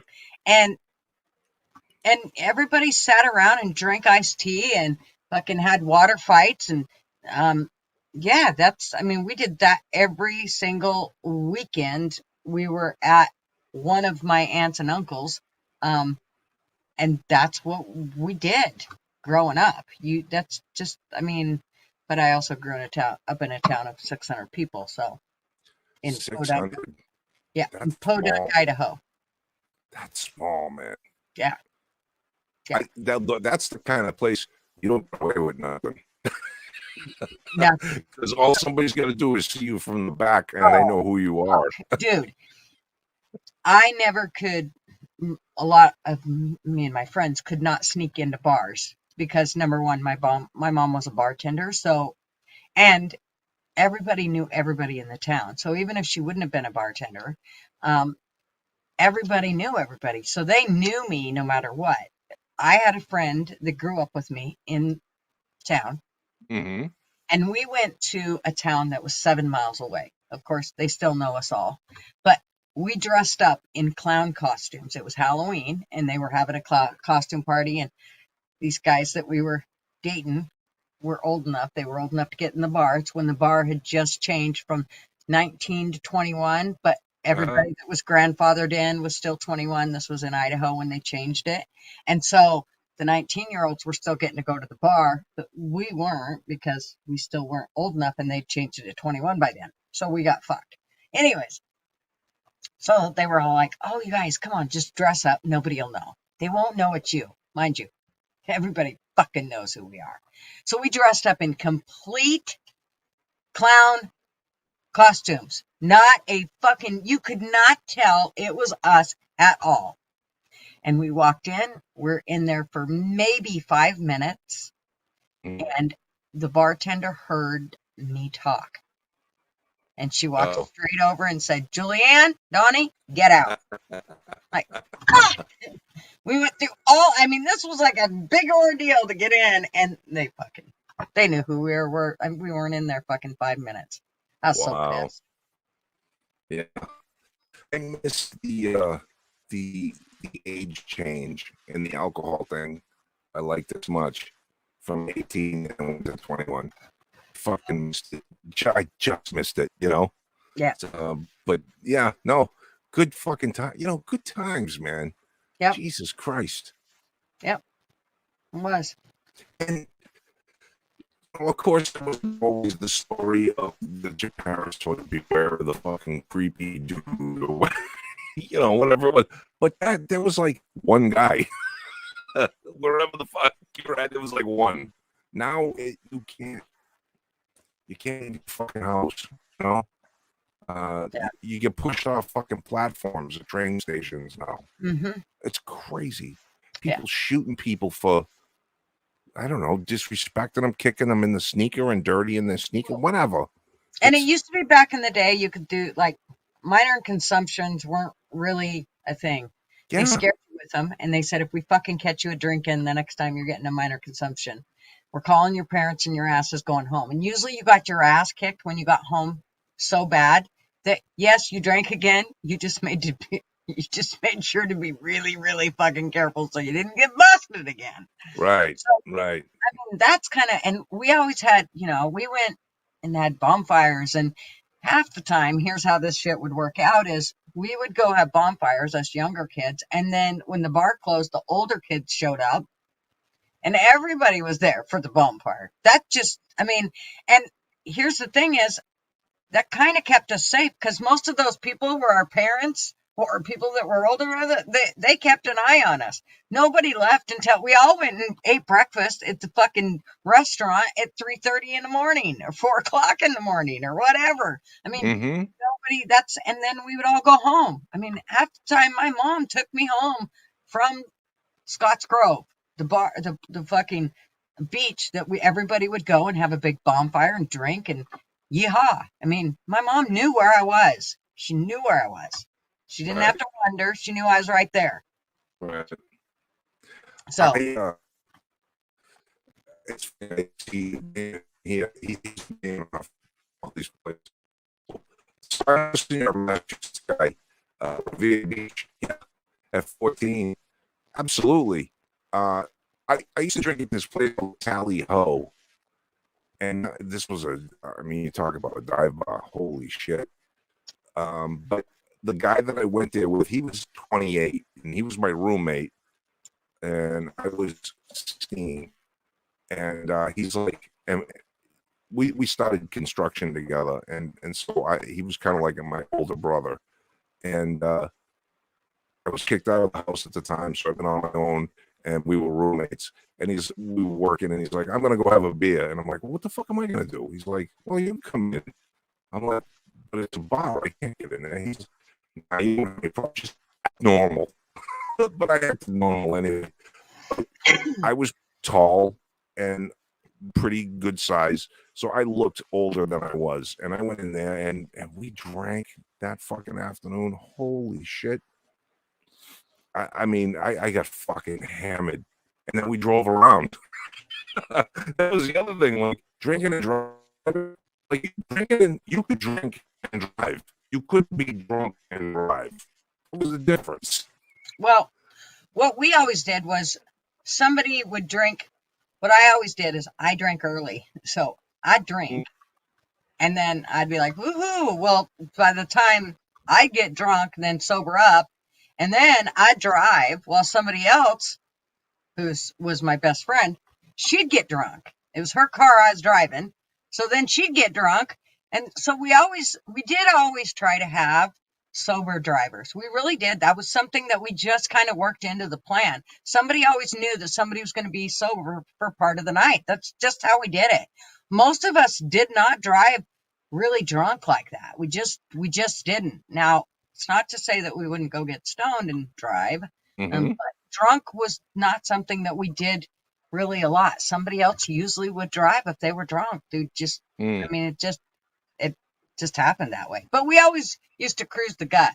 So the first part of the night was Main Street, of course, isn't that big, but you would cruise the gut back and forth all night, seeing people. The gut. Yes, cruise the gut. That's what it was called. Main Street. And you just cruise. Let's go cruise. Oh. And so you cruise back and forth. You go to one end of the one end of the street, the Main Street, and you'd turn around at the U-turn, and then you'd go back. And then you turn around at the car wash, and then you go back, and then pretty soon you get bored with that, and so you go out to the pole yard, and do whatever, smoke bowl, make out, whatever it is, and then you go back into town, and you do the same thing. I mean, we did this all night long, every weekend. That's what small town, and of course, until we would all go to the beach or whatever, and then we'd have a bonfire, and we'd all fucking get hammered or whatever, or wouldn't. We'd just all be sitting around. But and then you went home at 5 a.m. Yep. Just something that we did every weekend. We did it all the time. I used to have a best friend. He was a guy, and he was quite a bit older than I was. He used to be a bouncer for a lot of bands, actually, for Ted Nugent, for Pat Benatar, quite a few of them. Anyways, he's a great big burly dude, fucking beard. Just his name was Lonnie Page. He is just my best bud ever. And he used to drive this big Ford pickup. And he always called me Hard Body. That was my name. For nobody, he never ever called me Julie. It was a Hard Body. And he would come get me at like 10 o'clock in the morning, and I'd be ready to go. And he'd have a 4-pack of coolers. Now, mind you, I was probably 16. Maybe. I might have been 15. Anyways, and he'd say, "Come on, I got your coolers," and he'd have beer for him, and we'd go to the beach or go drive around, and let me tell you what, nobody fucked with me. One night, he was always like my best bud ever, and one night we were at Scotts Grove, and I was going out with this dude, and we were making out in his rig, and he started going down my pants, and I'm like, nah, I'm not into it. And so I'm trying to get away from him, and he's still trying to go down my pants, and I'm like, stop, dude. And he wouldn't fucking quit. He just would not stop. He had a Toyota pickup, a really nice one. Anyways, I fucking I scream as I'm on the floorboard. I get down into the floorboard, trying to get away from him because he's not. Oh, shit. He's got his fucking hand in my pants. He's full on fucking Stinky Finger Joeing it, the whole bit. I'm like, motherfucker. Wow. Well, so I'm on the floorboard, and all of a sudden, I fucking see the passenger side door get ripped open, and you hear the door literally go. This is a really nice pickup too.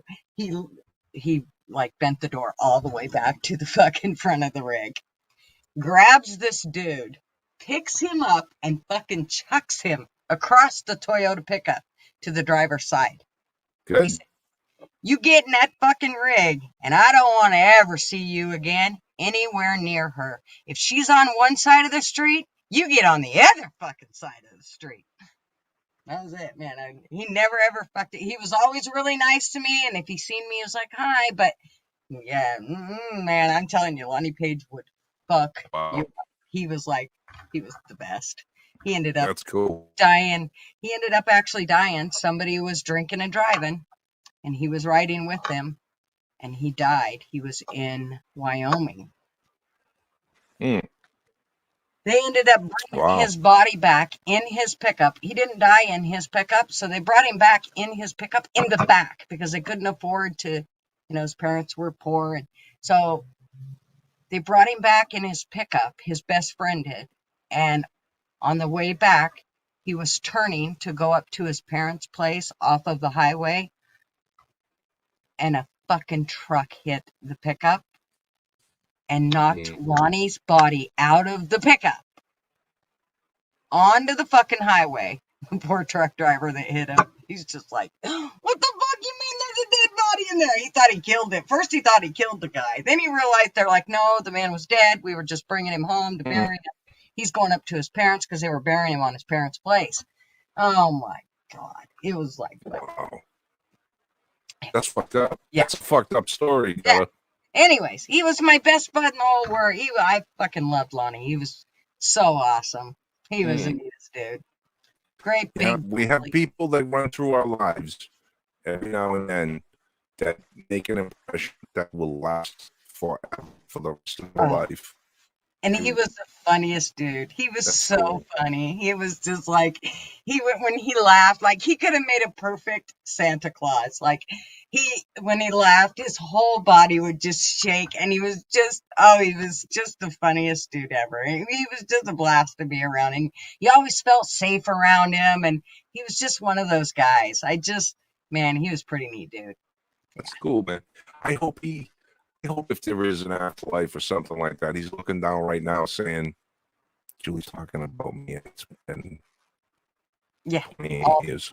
Yeah. But whatever it's been, like, hey, all right, that's cool. Yeah. Yeah, man. Huge impression in my life. Definitely. I also ran over him with his own pickup. I'll never forget this. He had a big Ford.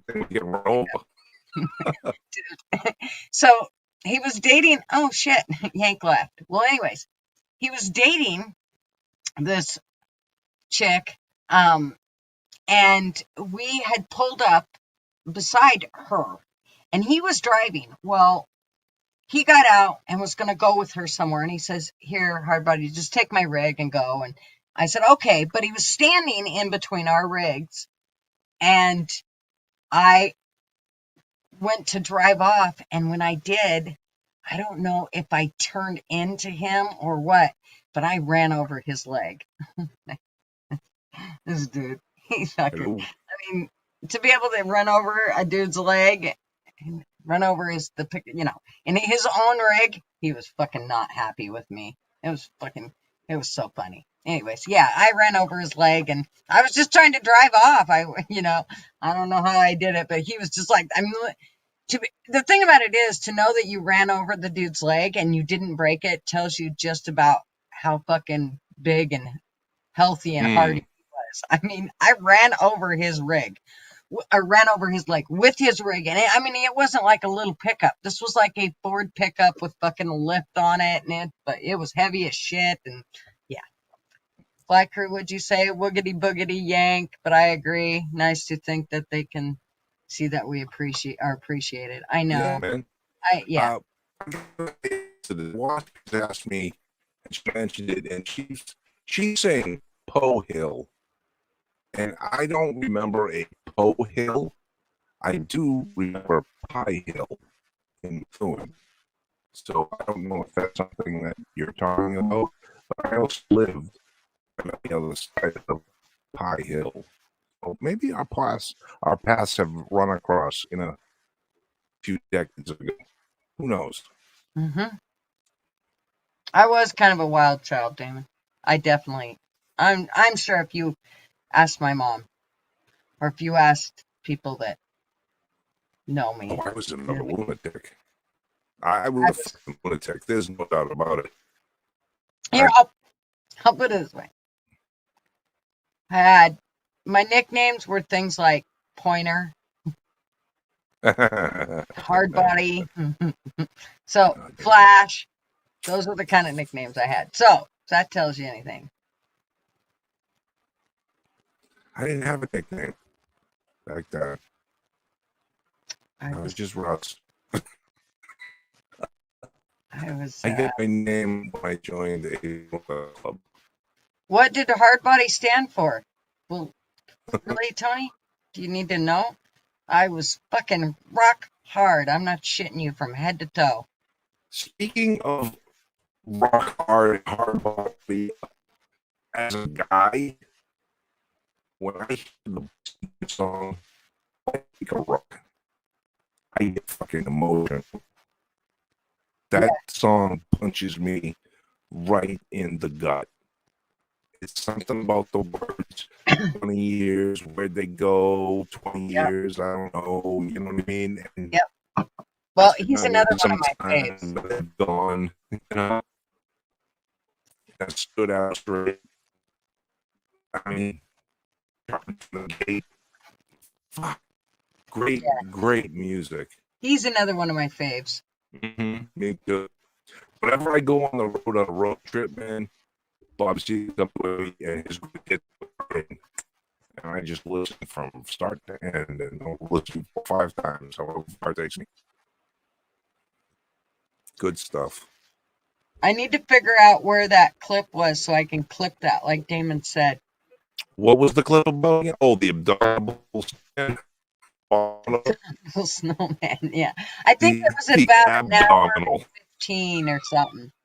Probably. I think it was at about an hour and 15. I'm gonna write that down just so I know. Shit, what time is it, man? Holy. I know we've been on here forever. Yeah, we have. Reminiscing and talking shit. Yeah, it's been good, and I'm surprising, we still have 17 people. It's kind of bounced back and forth.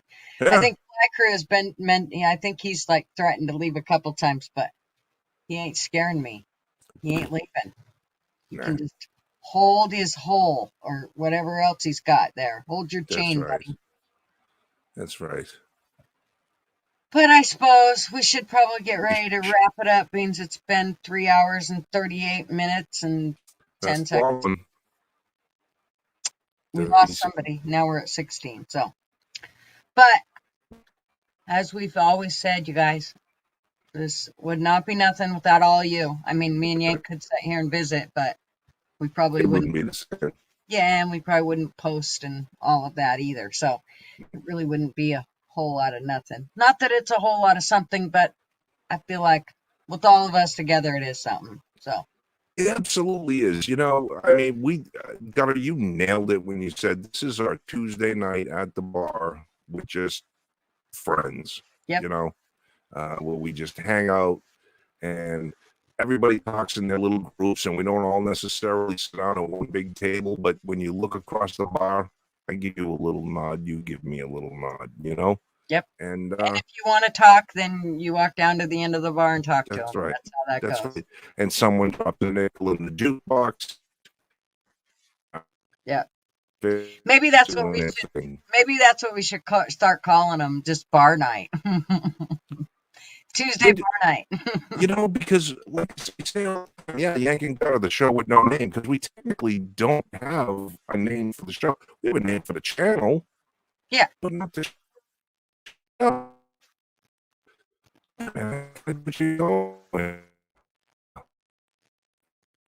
That's where the left, right. I'm here drawing. Okay, all this stuff. You're cutting out. For some reason, it's like all of a sudden it just decides you don't get to talk. You've been talking fine, and then now it's like, no, fuck it. Yeah. So all right, I'll let you count us out and get us out of here. You can hit the end button. I'm good, guys. I'm glad I'm back. I'm the Hurricane. I've missed you guys terribly, and I'm glad to be back. Tuesday nights is where it's at. Glad you're here. Go check out Bobby Boccolino. You know he's our boy. Everybody else, you guys need to not come on. Disappear again. Did I disappear again? Call it bar hopping. Yes, you did. Okay. Tony said call it bar hopping. That'd be a good one. Bar hopping. Yeah. Okay. Yeah, that might be definitely something to think about. We are glad you're back, and Fly Crew said it as well. It's been a great long show. It has been. Damon said she lived on Earth. So Damon, you are a girl, right? Because I don't want to keep saying he, she, and not know for sure. Just I really believe you do know. Belly up, Ann said. But I do want to know. I believe you're a girl. Yeah, I'm waiting for your comment. I'm putting you on the spot, honey bun. I'm a dude. Andy, you were here. You're a dude. You fake me out with the fucking flower. That's what it is. Okay, so at least now I know for sure. Okay. You know Because what we call a dude who had a flower back in the day?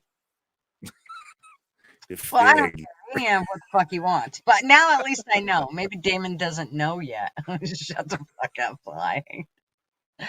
He took the picture. Okay, Damon, that makes sense. That makes total sense. Cool. All right, that works.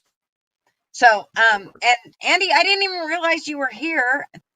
Thank you for being here. And yeah, man. And hey, and is Andy a man or a woman? Andy, I think is a man. I'm gonna say, watch, it's a woman, but no. And thank you, Andy. Good night. And they, them. Tony said. And Tiny Tim. Moss said she's still a chick. And Flecker said, well, I thought Damon was a dude. Well, the name says dude to me, but the flower kept getting me off and not getting me off, literally. I mean, it was a nice flower, Damon. Don't get me wrong. But I'm so rotten. I had my pick on there and I took it off. No, it's there. Oh. It's okay. Oh, you had your pick on there. I see. Okay. She says he identifies as the dog from Taco Bell. I do like flowers. I identify as the dog from Taco Bell. Fucking Tony. I'm sure you probably pee on bushes just like that too. And it's the 2022 gender is a spectrum. I know. Get out. Get out. That crazy shit. I do like flowers. I mean, I normally have lots of flowers, but the last few years, my husband's decided that during the summertime, we're just not going to water the lawn. We're going to save money by not watering the lawn. And then, come fall time, we are going to seed and water the fuck out of that son of a bitch because we want a really pretty lawn in the fall when we're not out there, when it's raining. I understand. I love him so much. And it's a good thing because I'd have to beat him. Anyways, that's how come I paint my lawn, just so everybody knows. So we're slowly losing him. We're down to 13. So that's why people see Blackie Lawless pick and think I'm a dude. Oh, yeah. What part of bitch do people not get? I know, Ross. Once they meet you, they get it. Oh, Yank left. I guess he's fucking done. All right. Well, I guess we're going. Good night, everybody. Thanks so much for coming. And we will see you on Tuesday. I paint the lawn. Yes, with green lawn paint. It works great. You don't have to fuck with it all summer long. It works awesome. You would just be amazed. You don't have to mow it or anything because you don't water it. But you have to be in a place where it doesn't rain a lot during that time because it will eventually rain it away. But it did take a lot to rain it away. So just to let you know. It was really cool though. Sometime maybe I'll show you pictures of it on live. Okay, I scared him, Blunt Man. I scared him off with my gender talk. Okay. No. Good night, Tony. And I know you're a dude, for sure. Am I back? You are back. Okay, thank you. You are back now. Internet keeps kicking out, so we got to end this. All right, it's it. Okay, it's enough with the foreplay or trying to finish it up or whatever it's called in the aftermath. I don't know. Right. You don't want to see my lawn right now, but I'll show you one that I did where I actually painted it. So, all right, my lawn right now is kind of yellowish and green. Okay, good night, everybody. Peace. Peace.